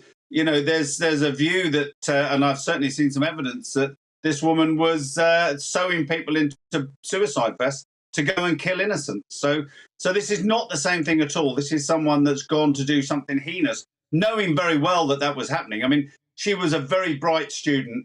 And at the time she was a very bright student, there was everywhere across the press, there were people being beheaded. There were the videos of people being thrown off the top of buildings. And she deliberately went to that. And as a result of being there, you know, many people will almost certainly have suffered in some way. And she shouldn't come back to the UK. We don't want her back. I think it's a really key point that people need to remember, because we're, you know, several years on from this now. It's 2022. We've had a world of things that have taken place in the last few years, I mean, in the last few months alone, and people forget exactly how big a deal ISIS was at exactly those moments in time when Shamima Begum made her way abroad. And it was front page news pretty much every day. The videos, horrific videos circulating online, reports. It was impossible to escape ISIS at that time in terms of its news coverage. And the idea, I think, that anyone could not have been fully aware of how sickening and disgusting ISIS were as an organisation, if you want to call them an organisation, a jihadi death cult, I suppose maybe is another way of putting it, is for the birds, as far as I'm concerned. But thank you very, very much. Great to have you on the show. That is, of course, Chris Phillips there, the MD of the International Protect and Prepare Security Office. Right, what are your views on that, though? It's always a very emotive topic. GBviews at gbnews.uk. Get them coming in. Moving on, Rishi Sunak's commitment to the National Health Service has been defended by a cabinet colleague, despite reports that the Prime Minister was registered with a private GP practice offering, I should say, same-day appointments. So the Prime Minister came under fire a bit for this private healthcare arrangement, which offers consultations for £250. But the Northern Ireland Secretary, as well, as assured, apparently, the public that Rishi Sunak remains passionate about the NHS. I think you can be both things at once, can't you? But there we go. Can we trust our Prime Minister to deliver for our services that he does not use, or certainly pays, in some cases, one would imagine, to avoid? Joining me now is former Conservative candidate Ben Abizi-Jetley. Ben, thank you very much. Great to have you on the show. Good afternoon, Patrick. Now, if you were wealthy enough, you would probably just pay for private healthcare, wouldn't you? I think this is a really interesting story and one that obviously tugs at the heartstrings of a lot of people for a lot of different reasons. But I think it's remarkable that we've got to a stage where somebody's personal healthcare choices and the choices they make for their family are coming under such scrutiny. These are freely available services. Lots of people have private healthcare. Lots of people who aren't very wealthy have private healthcare through work. So I think it's incredible that at this stage we're putting that out to question it. I agree completely, and actually, remarkably, I feel kind of a similar way about his wife's alleged non-dom status as well. It's his wife's issue. She's not running the country. I think this is his own personal healthcare, isn't it? I mean, why should this even be up for question? Exactly, and he's previously said that he's used the NHS before and he uses the NHS, Yeah. but he's also said that he isn't willing to discuss his family's healthcare arrangements, and I don't think anybody would want to put that out into the public Is domain. there an argument that actually what he's doing is better for Britain because he's taking the burden off the NHS if he's paying to go private? Well, I think it's a really valid point, because so many people who can afford to use private healthcare, if they did use private healthcare, that does reduce the burden on an already stressed National Health Service. So I wouldn't go as far as to say that it's something that people should be doing. Yeah. Everyone's free to make their own choices, but at the same time, I think he would be equally criticised if he was using the NHS and potentially skipping the queue. Is there a wider point here that we hold now increasingly politicians to an impossible standard? OK, we want two things that I think are completely self-defeating at the same time. People go, oh, I want someone like Boris, I want a character. Well, what you're saying there is you want a human being. Well, human beings make mistakes and do things that are not necessarily the right thing to do. But then they get absolutely rinsed for it, and then you go, all right, well, we don't want someone particularly dull, or we don't want someone to... You want someone who's... We want Mother Teresa, do we? It's an impossible bar to clear, isn't it? People love to knock somebody off their pedestal, and the higher up on you are, the more likely you are to suffer those indignities. But can I ask you, as someone who obviously with a political pedigree, I mean, you're clearly an incredibly intelligent chap. You could do many different things. One would imagine you probably do. Why go into politics these days? What's it worth? It's certainly not arguably worth the money. I understand that people do want to make a difference to society. Yes, OK, there is that, absolutely. But for the immense scrutiny, for people dredging up tweets that you might have made when you were 15 years old, or all of this nonsense, your wife's tax status being delved into, not yours personally, what's the point of going into politics? Do you need it in your life? I think that desire to be able to make a difference is very, very strong. And I think that trumps all of the other things that come with it that are effectively are sort of the unpleasantries that come with the job. And I think if you've got broad enough shoulders to be able to sort of take some of those criticisms and take some of that flack, then you feel that is outweighed by your personal ability to make a difference. And granted, not everyone manages to have the impact that they want, but everybody wants to put that sort of the maximum amount of effort that they can into trying to achieve those goals. Talking of that, very lastly, you've been watching Matt Hancock in the Jungle? I haven't, no. No, neither have I. There we go. Good stuff. Thank you very much. If you ignore it, it'll go away. Thank you. Cheers, Ben. Great to have you on the show. There, Benedict Jetski, whose name I've sadly just got wrong. Apologies about that. I'm very tongue-tied today, but there we are. Thank you very much. Right, you are with me, Patrick Christys, on GB News. Coming up, more reaction to the news that rail workers will walk out once again in December and January, putting your Christmas travel plans up in the air. I'll be back in a moment. We are GB News, the People's Channel. And right across the United Kingdom. You can find us on Sky Channel 512, Virgin Media Channel 604, Freesat Channel 216, Freeview Channel 236, and YouView Channel 236. You can also take us with you on DAB Plus Radio, With the GB News app and at the website gbnews.uk. We're absolutely everywhere. Come join us on GB News, the People's Channel, Britain's news channel.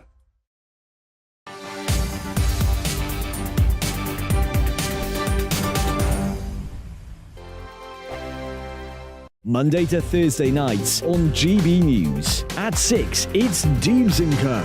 7 o'clock, Farage. At 8, join Mark Stein. And at 9, Dan Wootton Tonight, followed by Headliners. On TV, radio and online. This is GB News. We are GB News, the People's Channel. Why not take us home with you by visiting the GB News shop at gbnews.store. You'll find all the official merchandise, a really good present actually for yourself, your friends or your family. We ship across the UK mainland at no extra cost. GB News, the People's Channel. Hello, I'm Esther McVeigh. And I'm Philip Davis. Whether you're watching or listening on TV, online or on radio, we handpick the latest stories, debates and expert opinions for your weekend. So whether that's politics, news or showbiz, we've got it covered. Join us every Saturday morning at 10 o'clock on GB News. Monday to Thursday on GB News, it's Bev Turner Today from 10 a.m. We're going to be here for you, our GB News family, to keep you up to date, but also make you smile. There's a guy who went from puberty to adultery. And I can't wait to bring a few of my own opinions. I have no time for cultural totalitarianism. We'll engage in passionate, but always polite debate. with your thoughts and opinions at the centre of it all. Monday to Thursday, 10 till 12, on TV, on radio and online. Hi there, it's Stephen and Anne. At breakfast from 6 a.m, you'll always be caught up with everything you need to know. The latest headlines, opinions and debates. We'll bring you the good news and the bad, but most of all, we're here for you. Remember, send in your views and let us know what you would like us to talk about. That's because we're your news channel. And every morning at 6 a.m, it's breakfast on GB News.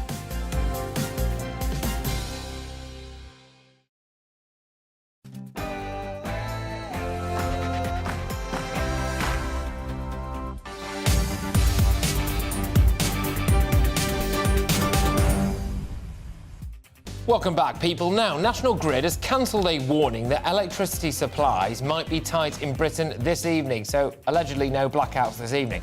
Earlier, the electricity network operator said it may struggle to match demand, but within half an hour the alert was withdrawn, so it looks like maybe a cleaner unplugged the wrong thing, but there we go. A spokesperson for the Grid told GB News that that was no longer happening, which is great stuff. But it is, of course, 5 o'clock. I'm Patrick Christys on GB News, and we've got loads coming your way. The RMT union has announced a fresh round of strikes in the run-up to Christmas and in the new year. More than 40,000 members across the network and 14 train operating companies will walk out on dates through December and January.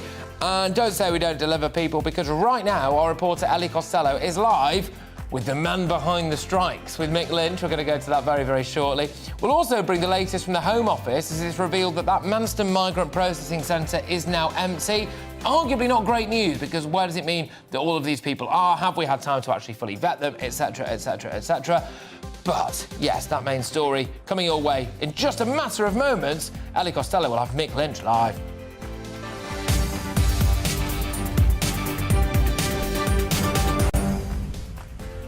Right, very quick recap, OK. Railway workers are going to stage a 48-hour strike, a series of 48-hour strikes in December and January. More than 40,000 members of the Rail, Maritime and Transport Union will take part. This is also going to be a ban on overtime between December the 18th and January the 2nd. I'm just going to throw over now to our national reporter, Ellie Costello, who has actually been speaking to some of the protesters, and as I understand it, is potentially with Mick Lynch. Ellie, thank you very much. Take it away. Yes, good evening to you, Patrick. Fresh strike action has been confirmed this evening outside the RMT offices, and I'm joined by the RMT General Secretary, Mick Lynch, who is with me now. Mick, tell us about the context of this. You had very intensive talks in the past 2 weeks. You have now announced another set of strikes. Why has it come to this? Well, we've been in intensive talks with Network Rail, and they're still going on, no new offer. And we were in intensive talks with what's called the Rail Delivery Group on behalf of the train operators. Yesterday they pulled the plug on those talks with 1 hour's notice, phoned me up and said, we cannot meet with you, we are not allowed to make you any offers in this dispute. So we've got, after 6 months, no offers from the train operating companies and an old offer from Network Rail that's been rejected. So we have to keep this dispute alive. Our members have voted very heavily in favour of a new mandate to take strike action, and we're putting that on now. We're going to avoid strike action over the Christmas festive period. So there's 2 blocks of 48-hour strikes in early and mid-December, and then in early January when we come back in the new year. So we've got to show that we're serious. We're fully intended on getting a settlement, and we'll be back at the table whenever we're invited. I'll be meeting with the Secretary of State this Thursday and putting to him that he needs to create an atmosphere and create a sense of goodwill where we can get a settlement. But at the moment, I believe the government has halted these talks based on their political agenda because they want to see this dispute going on into the new year. 8 days of strikes since June, Mick Lynch, and now another set of strikes that you've announced today. We are in a cost of living crisis. You are affecting people that cannot get to work, who are perhaps on an hourly wage, who are losing multiple days of income this year. Do you think you still have public support? I think we have a lot of public support. Everywhere I go, people are saying keep going. The public want us to win and get a result from this dispute.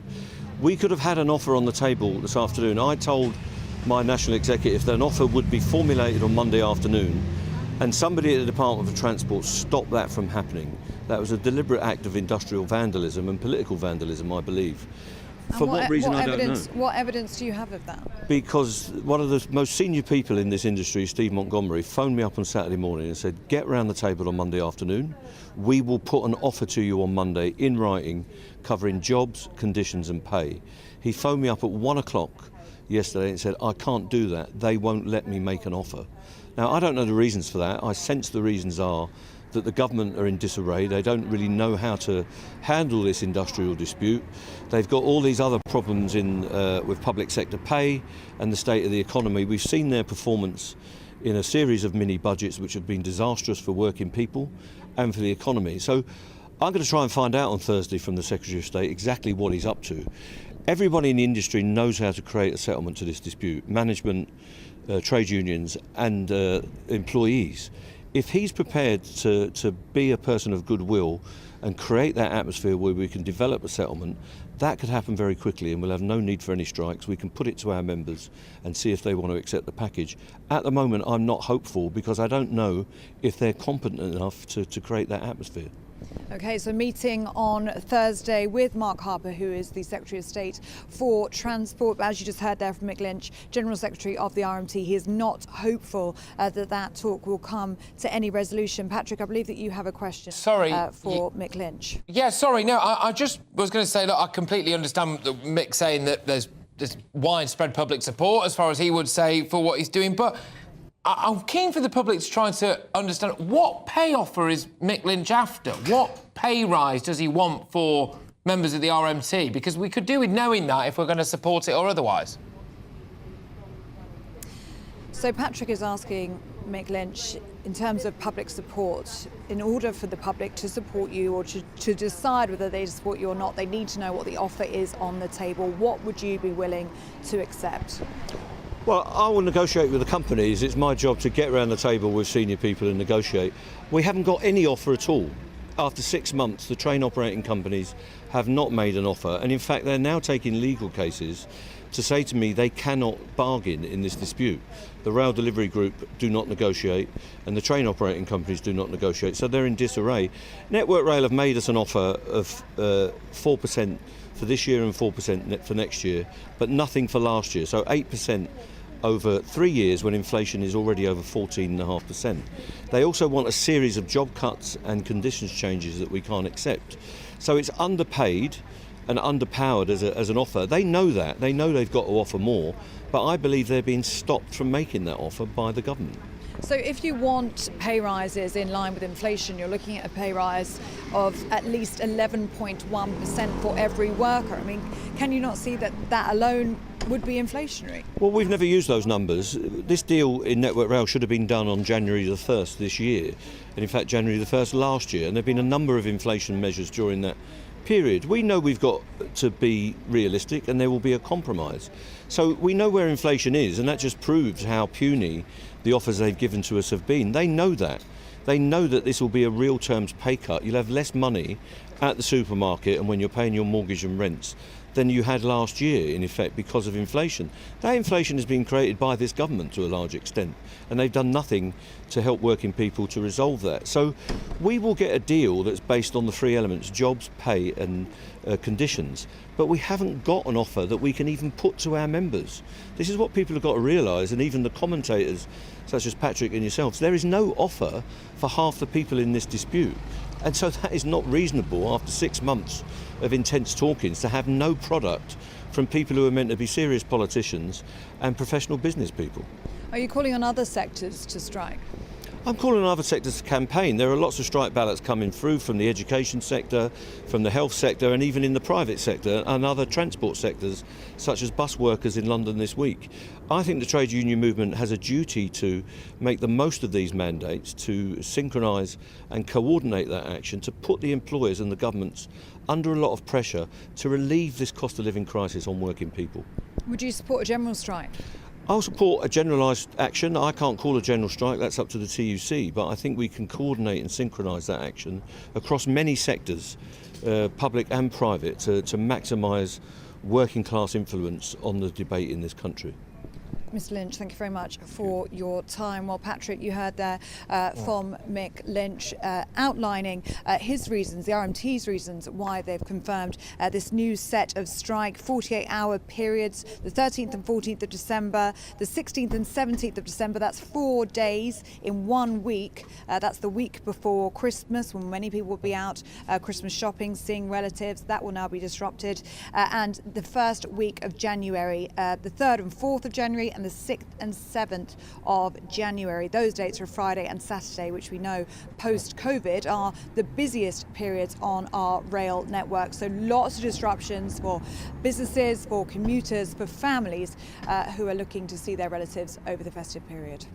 Ellie, thank you very much. Great stuff. That's Ellie Costello just reporting with Mick Lynch outside on the steps of the RMT. What do you make of that, ladies and gentlemen? I must say, one thing I'm finding it quite difficult to get my head around, really, is this idea of, it's a bit of back and forth, OK, which is that, is there an offer on the table, is there not? And there seems to be an offer on the table, but it's not in writing, and this is a particularly tense issue at the moment. But how do you think about all of this stuff? Do you think that actually it's justified that there could be strike action? There will be strike action as it stands anyway, the 13th, the 14th, the 16th, the 17th of December. And then again, the 3rd, the 4th, the 6th and the 7th of January, with, sandwiched in the middle of that, no overtime, which is the period when you really need overtime, between the 18th of December and the 2nd of January. That is in relation to platform operators, guards and signallers. That's the group of people that the RMT really look after. A few drivers as well, but it's predominantly not trained drivers. It's a bit of a misconception. That's the ASLEF union who tend to do more of the trained drivers. So it's the platform operators, the guards and the signallers that Mick Lynch is rallying around. They are saying that they want a deal that, frankly, obviously, is better than what they've got. But I think, as well, we have to get our heads around the fact that we are staring down the barrel, possibly, of some form of general strike, and indeed Mick Lynch offering his services when it comes to organising that. But there we go. GBViews at gbnews.uk. Keep your views coming in on that issue. How do you feel about the fact that essentially Christmas might be ruined? But there we are. Labour leader Sir Keir Starmer says that under his leadership, the government would be pragmatic on skills and labour shortages, rather ironically, given what we've just been speaking about there, and would not ignore the need for people to come into the country. Well, Keir Starmer was addressing the CBI conference in Birmingham this morning, and he called for businesses to focus on investing more in training workers who are already here. Apparently, though, 9 million Brits are jobless, 1 million job vacancies currently on offer. Is the general public too lazy to work? Let me just break this down for you before we go to our guest, right? Sir Keir Starmer, is basically saying he wants to reduce our need for the sheer volume of immigrant workers and to train more British people to fill jobs. A couple of points on this. Does he actually really mean that? This is a chap who was basically pro-open borders not so long ago.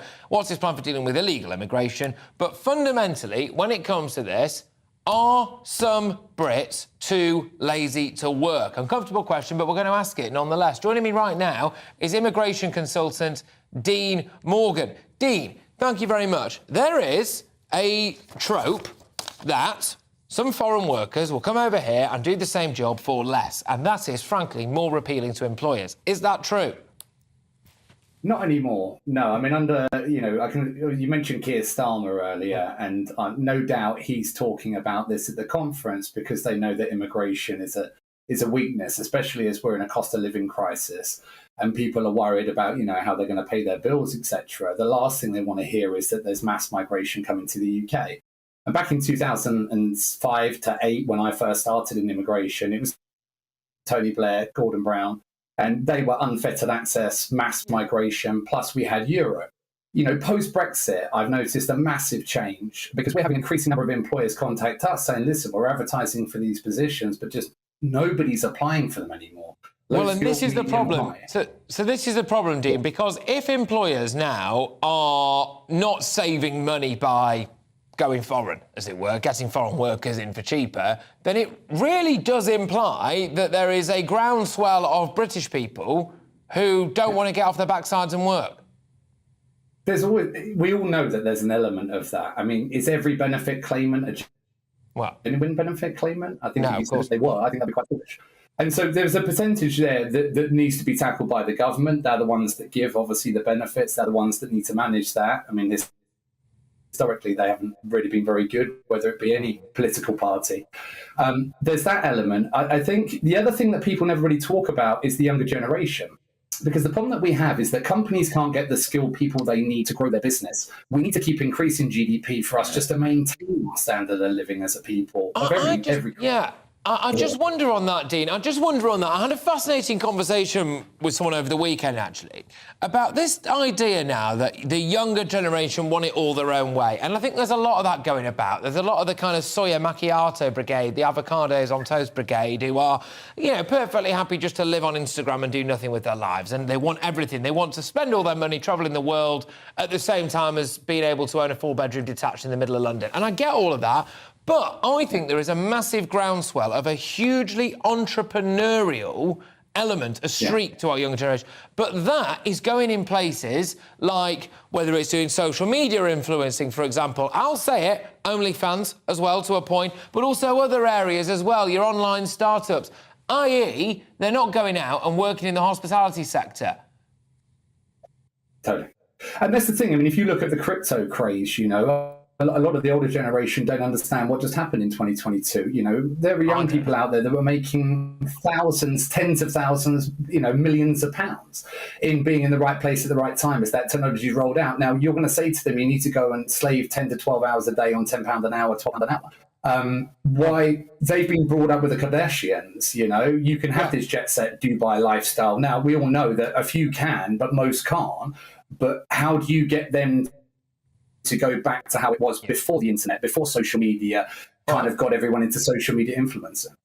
Good stuff. Look, Dean, thank you very much. Dean Morgan there, who's an immigration consultant. I think shedding some fascinating light there. Look, I do not believe Keir Starmer when he certainly says that he wants to maybe cut down on the fact that we want cheap foreign labour. But there we go. That's just my view. Anyway, the Home Office has confirmed from one side of immigration to the other, and this, I think, will be very, very interesting for a lot of you, actually, for a variety of different reasons, and arguably none of them good.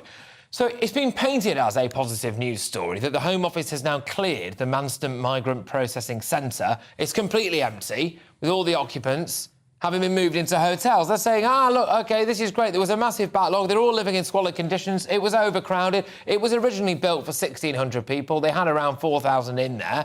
And it's been billed as this brilliant thing now that we've cleared it. But unfortunately, it means that now these people have been sent over to various different hotels. I find it very difficult, as I was speaking to a member of the Border Force earlier, the former head of the Border Force, actually, who was saying there's no way they can have really checked who all of these people are. And as a lot of people are increasingly reporting at these migrant hotels, they're free to come and go as they please. So the fact that we've cleared a migrant processing centre with around 4,000 people in there is potentially not so much of a good thing. We have our resident immigration lawyer, Harjap Singh Bangal, on right now. Thank you very much, Harjap. Hi, Patrick. Did the government have to just say, we've cleared this place now because they were about to have a sea of lawsuits filed against them for human rights abuses against this lot? You're not wrong there, Patrick. So, that is one of the possible reasons. The other is it makes good optics in relation to, Suella Braverman coming down in her Chinook and look, we've got things done. But actually, have things got done? They've just shifted them from A to B. There's no way that their claims could have been decided or processed within that sort of time. And so it is literally that good optics and prevention of any further incidents happening, prevention of any possible deaths happening, and prevention of any lawsuits happening. Another way of looking at this is it's actually worse for the British public, because at least when these people were in a migrant detention centre, one would imagine it was quite difficult for them to get out of that. And for want of a better phrase, have they just been released into the wild now? Not technically into the wild. They'll still be under reporting conditions on bail, required to sign on. If they want help from the government, then that's a requirement. You have to go and report on at a reporting centre, and there's usually one nearby in every major city. So they're not into the wild as such. They're still under reporting conditions while their claims are being processed. However, there is always a possible risk of them absconding and going underground, but then that prevents them from getting any help. They won't be living in hotels. They won't be getting any government sort of support. So if anyone wants government support, they have to play ball with the government rules. And it's just a matter of they're not being housed in the centre anymore, which was inadequate anyway, and they're now moved to more, suitable accommodation. Yeah, now, I understand this might not be your direct area of expertise in the legal profession, so if you don't know, I completely understand that. But if I was a member of the public living near one of these hotels and something terrible happened as a result of the Home Office plonking people in a hotel near to where I am, can I sue the Home Office? It's not my area of expertise, but the first thing is something criminal activity happened, then the police would get involved and then they would prosecute. But I don't know if you could sue the Home Office per se for the actions of an individual, because they're not prisoners of the Home Office. They're people who are seeking refuge and the claims are yet to be decided. So in that aspect, the Home Office can say, well, actually, they're not under our lock and key as such.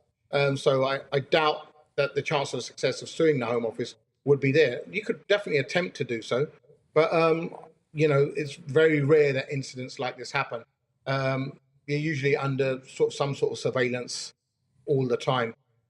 OK, all right. Look, Harjab, thank you very, very much. Harjab Singh Bangal there, immigration lawyer, just reacting to the news that was initially painted as quite good news, but I think when you drill down onto it, might not be, which is that the Manston Migrant Processing Centre has now been cleared. That means that they're all now out and about in hotels, as it were. So what do you make of that? GBviews at gbnews.uk. I imagine the views are going to come in thick and fast on all of that. You're watching me, Patrick Christys, right here on GB News. And coming up, nearly a fifth of all NHS trusts have been given a red rating for infant mortality rates, as a national audit has revealed. How can we turn this around? That's next. But before that, we're going to have a look at your weather. Hello, I'm Aidan McGivern from the Met Office. A welcome break this afternoon for many of us from the rain, but not for all of us. Still some showers out there. Eventually the cloud will break up across the UK, leading to a chilly night in places. We're in between weather systems at the moment. Still, the legacy of Monday's low pressure that brought all that wet weather, it's still bringing us some showers. The next system lined up to bring us more wet and windy weather on Wednesday. In between clearing skies, but some heavy rain continuing for Orkney could cause some issues during the evening. And winds strengthening for Shetland. Gales or severe gales developing overnight. Otherwise, with the clear spells elsewhere across the UK, a chilly night to come. A widespread frost across Scotland into northern and eastern England. Temperatures in places a couple of degrees below freezing. Otherwise, a mild start to the day for Northern Ireland, Wales and the southwest, but a wet one. Some intense rain for a few hours first thing could cause some issues, but it does move through. It clears England and Wales during the morning, as well as Northern Ireland. Brighter skies follow, albeit with blustery showers. Then the rain pushes into northern Scotland with gusty wind accompanying it, and those gales continuing along with showers for Shetland. But it's a showery afternoon for many places, essentially. The best of any drier and sunnier interludes for eastern England. Otherwise, those showers rattling in from the southwest and continuing during the evening on Wednesday, as well as overnight. They'll move into northern England, Scotland as well, falling as snow over the Scottish mountains. There'll be some clear spells in between, and the strongest of the winds will affect western and southern areas. It's in these areas where temperatures will hold up overnight at 8 to 10 Celsius, but where we get some shelter towards the east and northeast, mid to low single figures are possible.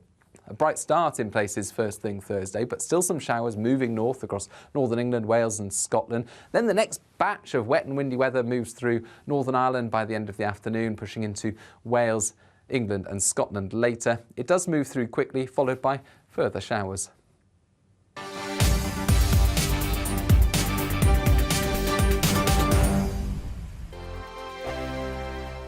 Every morning from 6 o'clock, we'll wake you up with GB News Breakfast with all the stories you didn't know from the night before. So whether it's serious news, entertainment, or your own views from all over our great nation, we're here to kick off your day with a smile. The national media should be reflecting and reporting what's happening here. You will notice the northwestern accents.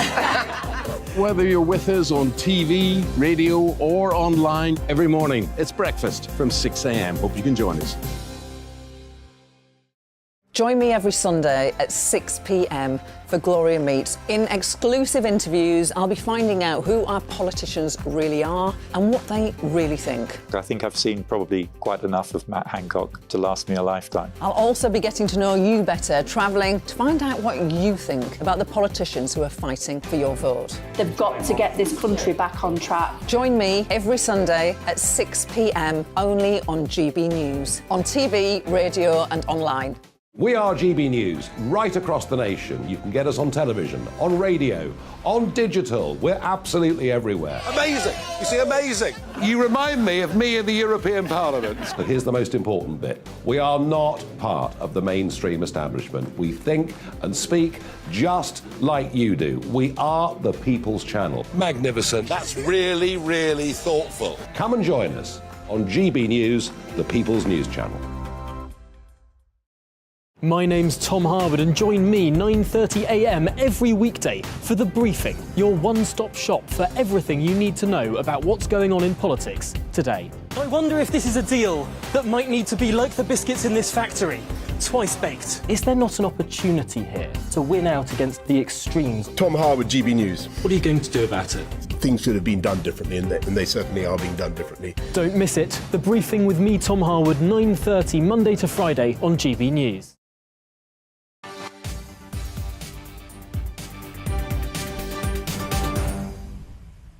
Yes, welcome back, everybody. Loads to talk about today. And just before we get on to our next topic, which is a very, very important one, although quite bleak, actually, regarding the latest figures to come out about NHS Trust letting down babies and indeed their mothers. It's a terrible report, this. I just want to get to your views, gbviews at gbnews.uk, to say we're going to go to them shortly about the fact this Manston Migrant Detention Centre has now been cleared. There were some around 4,000 people in that. And it's been portrayed as a good news story, but how do you feel about it? Because unfortunately, for some areas now, it does mean that maybe they've got migrant hotels plonked there that they didn't have before. It's pretty clear now that the government only really did this in order to stop lawsuits about, quotes-unquote, inhumane conditions in the detention centre. How do you feel about that? gbviews at gbnews.uk. I know it's going to be a big issue for you. We'll go to it again later in the show. But yes, back to this story now. 23 NHS trusts have been rated red for infant mortality, according to a national audit. That is nearly a fifth of trusts. The organisation Mothers and Babies Reducing Risk Through Audits and Confidential Inquiries, otherwise known as Embrace, found that the death rate for 2020 was more than 5% above the average for other countries. It's really, really terrible stuff, this, really, and yet again, another example of mothers and indeed their newborn infants being let down. I'm joined now by journalist and a new mum, Ella Whelan, whose own experience in hospital was far from perfect. Ella, happy to have you on the show. Thank you very, very much, and congratulations as well, I must say, on the old new mum bit. But, yeah, just talk to me a bit about this. It won't come as any shock to you then, I imagine, that 1/5 of maternity wards or hospital trusts are apparently not good. Not only are they not good, but they're really, really bad, and places that have quite a high rate of both infant mortality, and also part of the Embrace report looked at the death rates for women, both during procedures, during birth, whether that be sort of natural birth or cesareans, and also in the weeks following birth. So it also actually looks at maternal suicides. And one of the the reason why it doesn't come as a shock is because particularly this year, there has been report after report after report about the dire state of maternity services in the UK, whether that be the Shrewsbury and Telford report that was led by Donna Ockenden, who was a really highly regarded report looking in depth into what was happening in that particular NHS trust where women and babies were dying unnecessarily. And the recent East Kent maternity scandal, in which a very similar thing happened. And it's sort of, I mean, it begs the question, how many reports do there have to be before we realise that there's a very serious problem But a lot of people will be wondering now, is this just a question of money? Is it resources? Do we just need to lob even more money at the NHS? Or frankly, for the amount of money that we're already paying to it, will we expect more babies to stay alive? There's kind of two answers. The first is that there is obviously a resources question, and whether you need to throw money at it or not, I suppose you can have an argument about it. But there is one of the problems is a lack of staffing.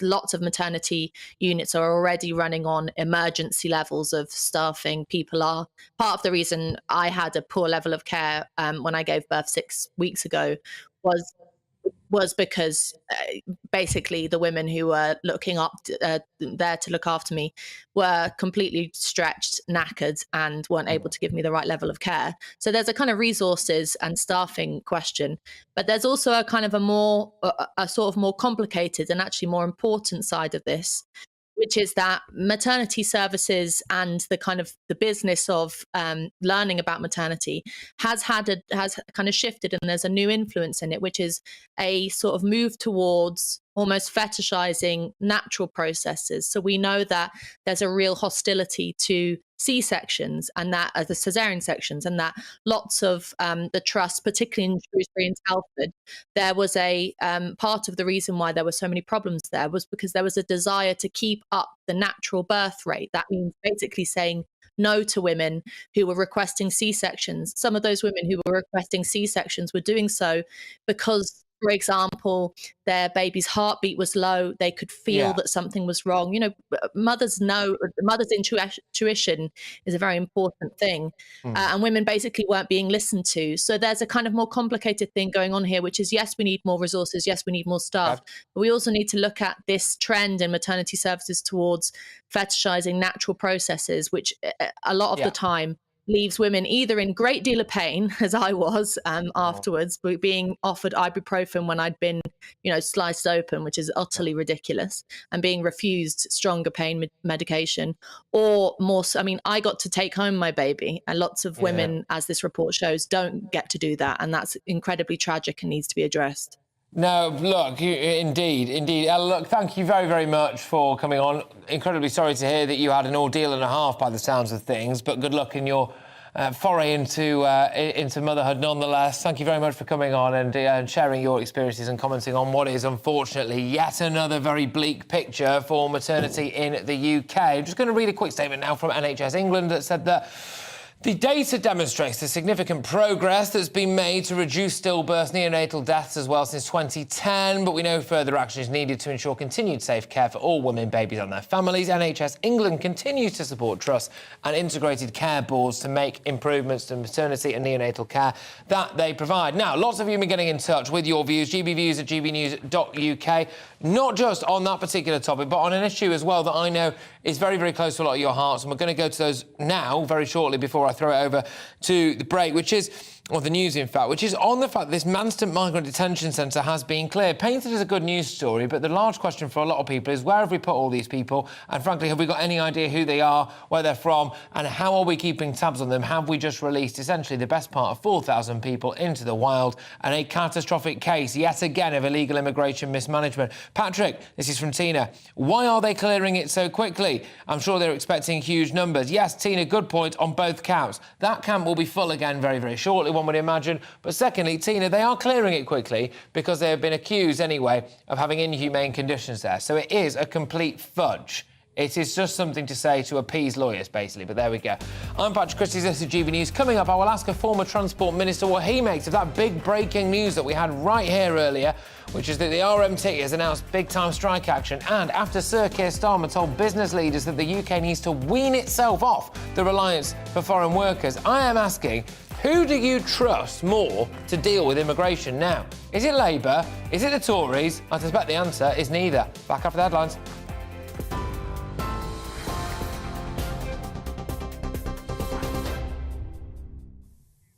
It's just gone 5:30. I'm Alice Porter in the GB newsroom.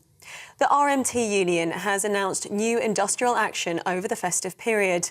The RMT says its members will not work overtime over Christmas and will stage a series of 48-hour strikes in December and January.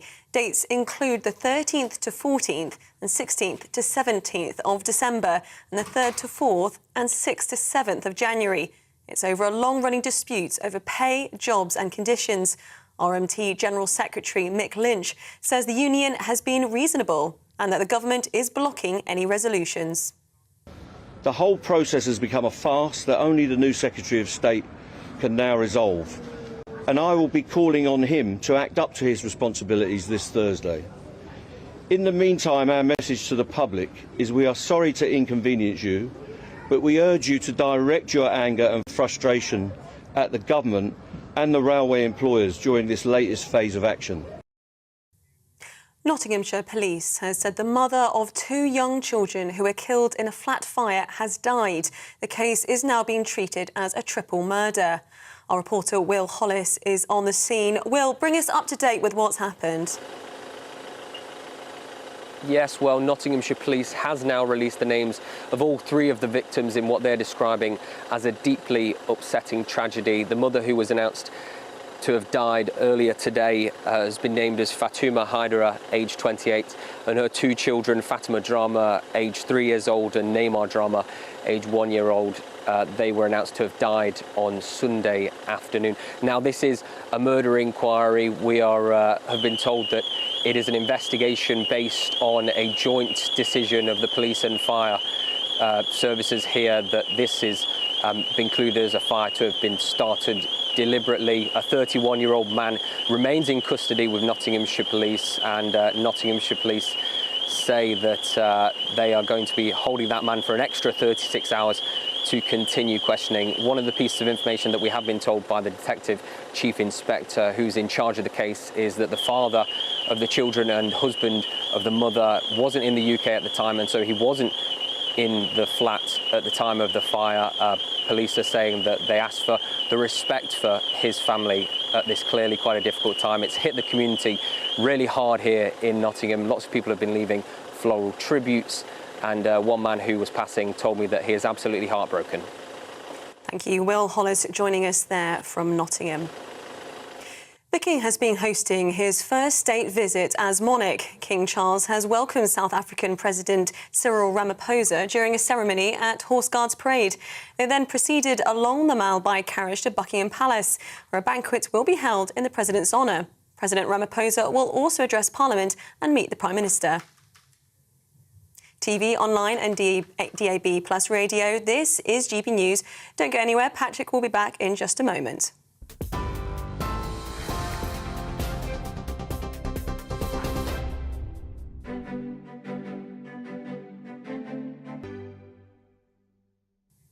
Here's a quick snapshot of today's markets. The pound will buy you $1.1868 and €1.1553. The price of gold is £1,467 and 47 pence per ounce. And the FTSE 100 closed at 7,452 points.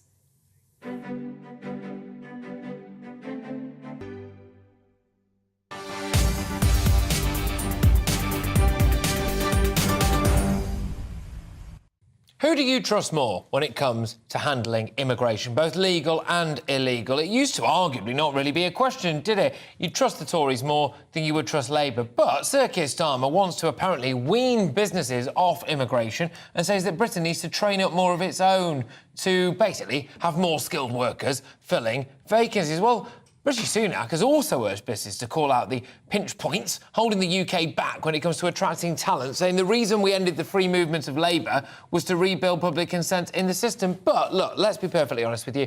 Every single day we are dealing with mass illegal immigration in the Channel and elsewhere, and we could argue as well that legal immigration, net migration, is too high. However, do we need to do more when it comes to training some of our own? I'm asking, who do you trust more, Labour or the Tories, when it comes to handling immigration? Well, I thought I'd go head-to-head on this, toe-to-toe. The big debate. I'm joined by Labour MP for Blackley and Broughton, Graham Stringer, and political editor at the Sunday Mirror and Sunday People, Nigel Nelson. Thank you very, very much. I will just ask you straight off the bat, Graham Stringer, Labour MP, who do you trust more? I can imagine your answer, but who do you trust more? Why should the public trust? Why should the public trust Keir Starmer when it comes to handling legal immigration? This guy has flip-flopped more than Gandhi when it comes to things like this. He used to want open borders. He's changed his mind, and I'm pleased he's changed his mind. Keir Starmer, like many people in this country, voted to remain. I voted to leave because I thought we should control our own borders. It is implicit you remain that you wanted open borders within the European Union. He's now recognised the decision at the referendum. I think that's a good thing. The implication of that is that, as you were saying in the introduction, that we need to train both at the top, middle and bottom end of the labour market. We need to train more, whether it's doctors and other clinicians at the top end, whether it's plumbers and electricians, or whether it's people who are semi-skilled. We just need to make sure that people in the United Kingdom get those jobs. All right, Nigel Nelson, the political editor at the Sunday Mirror and Sunday People. Nigel, the fact is we can't trust the Tories with immigration, both legal or illegal, can we? No, I think that's probably right. And I think before the break, you were absolutely right, Patrick, when you said, well, perhaps we trust neither. It doesn't seem to me that either Labour or the Tory party are coming up with an answer to this. Keir Starmer's CBI speech today was a bit of all things to all audiences. So there was the mantra of British jobs for British workers. There was another nod to the CBI about bringing in the foreign skilled labour that they need. And then a third to people who don't like migration much anyway, by saying that he would end immigration dependency. But there was no target for that, and he wouldn't even say he would bring it down. Yeah, I think, Graham, I'll throw it back over to you now. People can arguably see straight through this. I think Labour has been doing a huge amount to demonise anyone who wants to reduce immigration into the UK, calling them a frothing right-wing racist gammon. And then now, shock horror, all of a sudden, we've got someone who actually thinks, well, we need to train British workers. Well, I'm sorry, arguably by Labour's own rhetoric, this is a racist policy. I'd be interested in your source for that quote. It's anecdotal. It's everything that you see online, isn't it? Every time someone goes, well, you know, maybe we should do a bit more to promote British workers, people on the left go, oh, you're a racist. I am not aware of any leading member of the Labour Party responsible for policy and policy implementation has said anything like that. Some people have said things like that. Not the Labour Party. I've been quite clear, and now the Labour Party has come to that view, I'm glad they have, that we need to control our own borders. And today, Keir Starmer's speech was a step in that direction. But I think it's outrageous to say that the Labour Party has said that. They have not. OK, all right. They've certainly not gone against it, though, I would counter that with. But, Nigel, I'll throw it over to you again on this. Does the British public have to just face facts that actually, in practical reality, neither major political party has a clue when it comes to dealing with illegal immigration or any desire when it comes to reducing net migration? Is that just where we are? Well, there are obviously two different things. When it comes down to asylum seekers coming over, there are different ways of dealing with that. Probably the best way is to not make them have to launch their asylum claim in Britain. When it comes to net migration, this is not a race issue. What it should be is an economic one. And so what we watch, the debate should not be around party politics. It should be around whether or not net migration is a good thing or not. So the Office of Budget Responsibility, during the autumn statement, they came out with their report, and they were saying that they were predicting originally 129,000 net migration for 2026, no matter who was in power. Now they're saying that would be 205,000, and that would add half a point to economic growth. So there is a benefit from actually doing this. Well, I get that. Yes, there is, but it's the only option for growth. I mean, it's a startling lack of creativity, isn't it? If realistically our only option for growth is to just keep bringing people in, I suppose. But Graham, can I ask you, as a Labour MP, a lot of people are saying, well, hang on a minute, this is the mess that Tony Blair started. Well, I think that would be true in the sense if what you mean by that is that when the European Union was expanded, we were, I think, the only country, or there might have been one other country, that allowed all the new entrants to come in, and that changed the balance of migration across Europe. So you're right. Tony Blair got his figures completely wrong on that. But to go back to the other point about economic activity, one of the problems with free migration, as it was in the European Union, is it inhibits investment. You can either pay people low wages when they come in, and I've seen that in my own constituency, or you can invest and improve productivity. This country's economic problem is low productivity, and part of that has been the infinite supply of very inexpensive labour. Yeah, I completely agree with you on that one. I think that's absolutely spot on when it comes to that. But Nigel, your views when it comes to this, because some people now will just go, well, you know, immigration is our only answer to growth, OK? And surely there's got to be other ways, really, to that, hasn't there? Yeah, and it's not the only answer at all. And obviously, what you want to try and do is to raise pay, give people the kind of training they need in Britain, all those things. But there are areas where migrants actually can help. So, for instance, fruit pickers and poultry pluckers, that the government decided to get rid of the seasonal workers scheme, and that caused farmers real problems. Now we have quotas of 40,000 for them to come in. Now, those are jobs that British people have tried, don't like it, they're back-breaking. Those are the kind of things where we need some help from abroad. Yeah, look, both of you, thank you very much. Thank you very much. That is Labour MP for Blackleigh and Broughton, Graham Stringer, and political editor at the Sunday Mirror and Sunday People, Nigel Nelson. I would just like to apologise to the nation if I seemed slightly distracted during my last question there, and it is for good reason, OK? I'm normally slightly more coherent with my words, but I am, for my sins, a Manchester United fan, and it is with a very, very heavy heart that I now have to break the news that Cristiano Ronaldo is set to leave Manchester United by mutual agreement and with immediate effect. The club said, has anyone got a black tie? Yeah. The club said that they thank him very much for his immense contribution across 2 spells at Old Trafford. There we go. So Cristiano Ronaldo has now left Manchester United. Right, there we go. I'll just try to get through the next 15 minutes of this show without crying, and we can all move on. Moving on, a study by the think tank Policy Exchange has found that almost half of young people believe that Britain was founded in racism, as indeed still structurally racist. As if I wasn't annoyed enough. Cristiano Ronaldo leaves, and now we're being told that kids are being indoctrinated with this racist tosh. Anyway, the research found that 6 in 10 school leavers said that they had been taught concepts associated with critical race theory. Concerned about children being taught contested ideas as fact, Policy Exchange has called on the government to update Ofsted guidance to ensure that political impartiality is enforced. Basically, are kids being indoctrinated to learn that Britain is a horrible racist sex pit? Joining me now is Alka Zigar Cuthbert, who is director of Don't Divide Us, which advocates for colourblind anti-racism. First things first, what is colourblind anti-racism?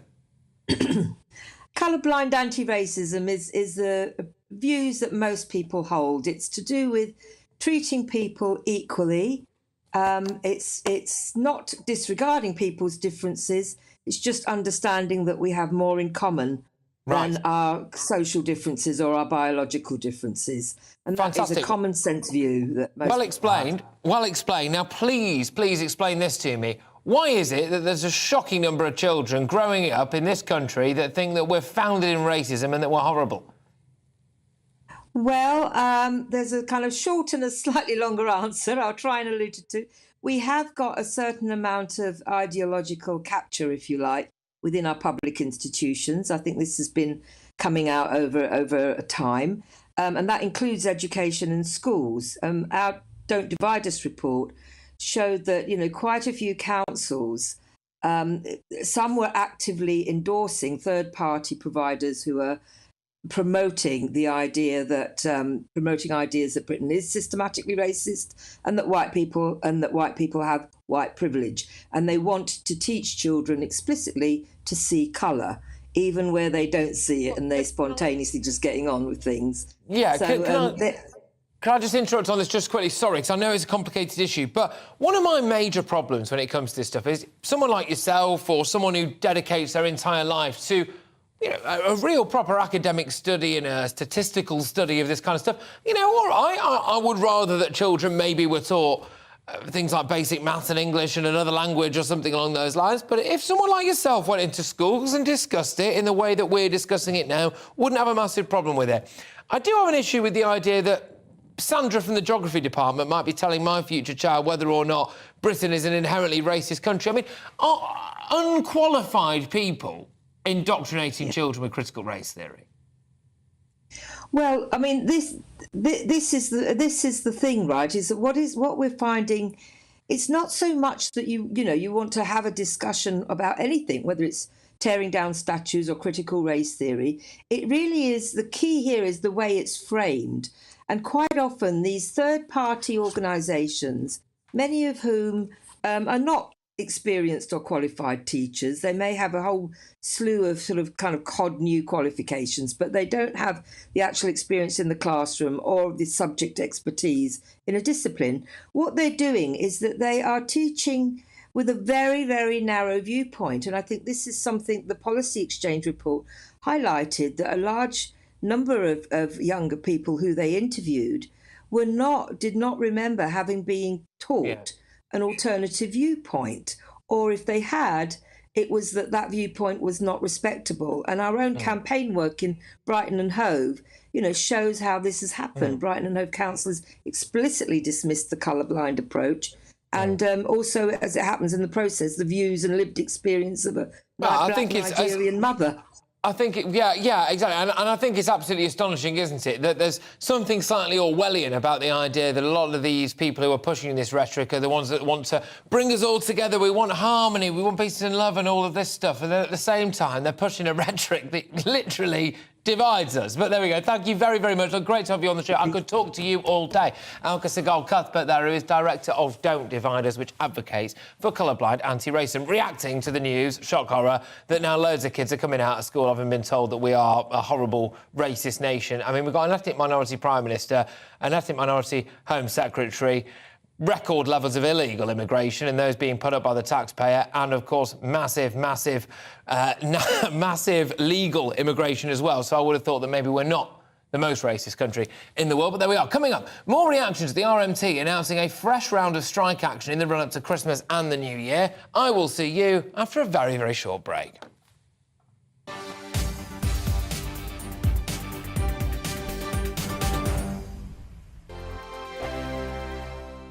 I'm Mark Dolan. Join me at 11 on GB News for Headliners, in which I'll be joined by two of the UK's top comedians discussing tomorrow's papers.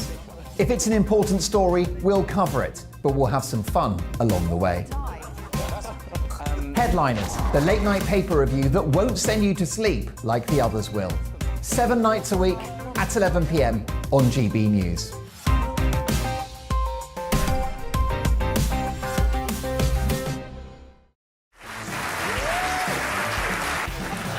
My name is Andrew Doyle. Join me every Sunday evening at 7 p.m. for Free Speech Nation. This is a show where we address current affairs and news stories of the week with the help of two wonderful comedian panellists. I brought in comics because I want to give it a lighter edge, and also they work for less. See you there.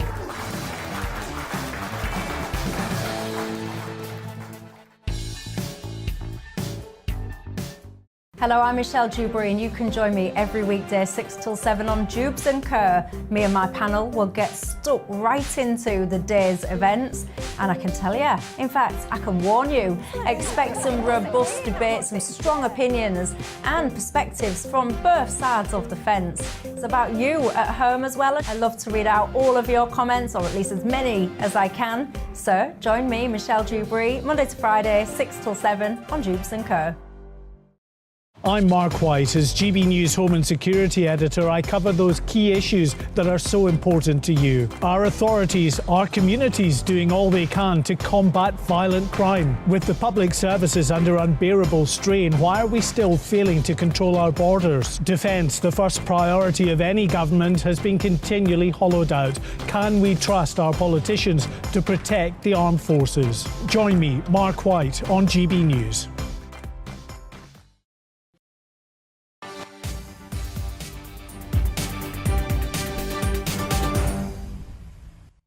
Absolute misery. That's right, ladies and gentlemen. Yes, the RMT has announced there's going to be widespread strike action over Christmas into New Year, unless, of course, a big deal can be struck. The walkouts are scheduled for 4 48-hour periods. So you've got the 13th to the 14th, the 16th to the 17th of December, and then, as if that wasn't enough, the 3rd to the 4th of January and the 6th to the 7th of that month as well. There'll also, get this, be an overtime ban over the Christmas period, as if you hadn't had enough striking. Joining me now is Simon Calder, travel journalist. Simon, thank you very much. Great to have you on the show. Right. One thing that I can't get my head around is that Mick Lynch is saying that there kind of is a deal on the table, but it's not on the table in writing, and the government have decided not to actually meet with him at 55 minutes' notice. Does everyone on both sides just want us all to be miserable this Christmas? No, they certainly don't. At least if you talk to the government, talk to the train operators and talk to the union say that we're very sorry, we don't have any choice in this. They say, and they've made some very specific allegations. I've never actually seen Mick Lynch so angry. He's the General Secretary of the RMT, of course. He gave a press conference outside their union HQ just by Euston Station in London. And he was saying effectively that they were told there was going to be a deal on the table yesterday afternoon. 55 minutes notice, he was told that was called off, and that there wasn't. But why could that be, Simon? They could settle. Why could that be? This is what I don't understand. If there's something there, you can almost smell a deal, and now all of a sudden, what is there to gain from the government by, unless it's just that Mick Lynch's financial demands are totally out of order? Well, there are demands all the way across. It's partly about pay, it's partly about guarantees on no compulsory redundancies, and it's also guarantees about working conditions. And there are a number of practices in the rail industry which are frankly prehistoric. And yet the union is going to say, well, we'll change them, but only if we get a few extra percent. So I'm afraid it appears that the government has squashed this. They're going to meet Mick Lynch and Mark Harper, the new Transport Secretary, on Thursday. Everyone will be watching. Yes, indeed, and I can completely understand that, because you can't really have a situation where archaic, out-of-date and potentially quite costly to the taxpayer work practices are just allowed to continue indefinitely. That is ridiculous. We live in a modern world. Very quickly and very finally, Simon, workers of the world unite appeared to be a little bit of what Mick Lynch was saying at the end there. If you are indeed a worker, he'd essentially support you going on strike as well. Yes, but that's partly, I think, because, relatively speaking, rail workers and the RMT would say that actually their average wage is £31,000 a year and they're not well paid. Generally speaking, they are well paid, and they want to keep the public on side with this. They believe public opinion is in favour of them going on strike on multiple occasions, and they want to say we're on your side as well. I think it's a fascinating caveat to add there, though, isn't it? Which is, as long as the public don't know the exact specific terms that Mick Lynch is asking for, it's very difficult for us to know whether or not we're completely on side with them. But, Simon, thank you very, very much. Great stuff. Simon Calder, their travel journalist. Right, that's very nearly it from me. But before I go, it's Jubes & Co. But it's not with Jubes & Co. It's with the utterly magnificent Emily Carver instead. Emily, what have you got coming up? We're going to be looking at the strikes, of course. Lynch, are they self-defeating at this point? These strikes are apparently costing tens, if not hundreds of millions of pounds to the industry. Is this not going to mean more redundancies in the long term for those rail workers themselves? So we'll be discussing that. We'll also be looking, of course, at Keir Starmer's big change in tone when it comes to immigration. Do you trust him? Does he want to wean the economy off cheap labour? I'm not so sure. And, of course, we're also going to be looking at that windfall tax. Is it already having a negative effect? Shell, of course, has said that they may not be investing so much in our energy market when we need more gas and energy. So we've got all that to come. Looking forward to it, Emily, and indeed so is the nation. Emily Carver there filling in for Michelle Dewberry, who has, of course, gone on strike. She is a massive fan of Mick Lynch from the RMT, and that's what's happening. But there you go. Not really, Michelle. Anyway, thank you very much. I've been Patrick Christys. I will be back again tomorrow at 3 p.m. with you all the way through, dragging you kicking and screaming through the afternoon into the evening. But make sure that you stay tuned for the wonderful Emily Carver. Hello, I'm Aidan McGivern from the Met Office. A welcome break this afternoon for many of us from the rain, but not for all of us. Still some showers out there. Eventually the cloud will break up across the UK, leading to a chilly night in places. We're in between weather systems at the moment. Still, the legacy of Monday's low pressure that brought all that wet weather, it's still bringing us some showers. The next system lined up to bring us more wet and windy weather on Wednesday. In between clearing skies, but some heavy rain continuing for Orkney could cause some issues during the evening. And winds strengthening for Shetland. Gales or severe gales developing overnight. Otherwise, with the clear spells elsewhere across the UK, a chilly night to come. A widespread frost across Scotland into northern and eastern England. Temperatures in places a couple of degrees below freezing. Otherwise, a mild start to the day for Northern Ireland, Wales and the southwest, but a wet one. Some intense rain for a few hours first thing could cause some issues, but it does move through. It clears England and Wales during the morning, as well as Northern Ireland. Brighter skies follow, albeit with blustery showers. Then the rain pushes into northern Scotland with gusty wind accompanying it, and those gales continuing along with showers for Shetland. But it's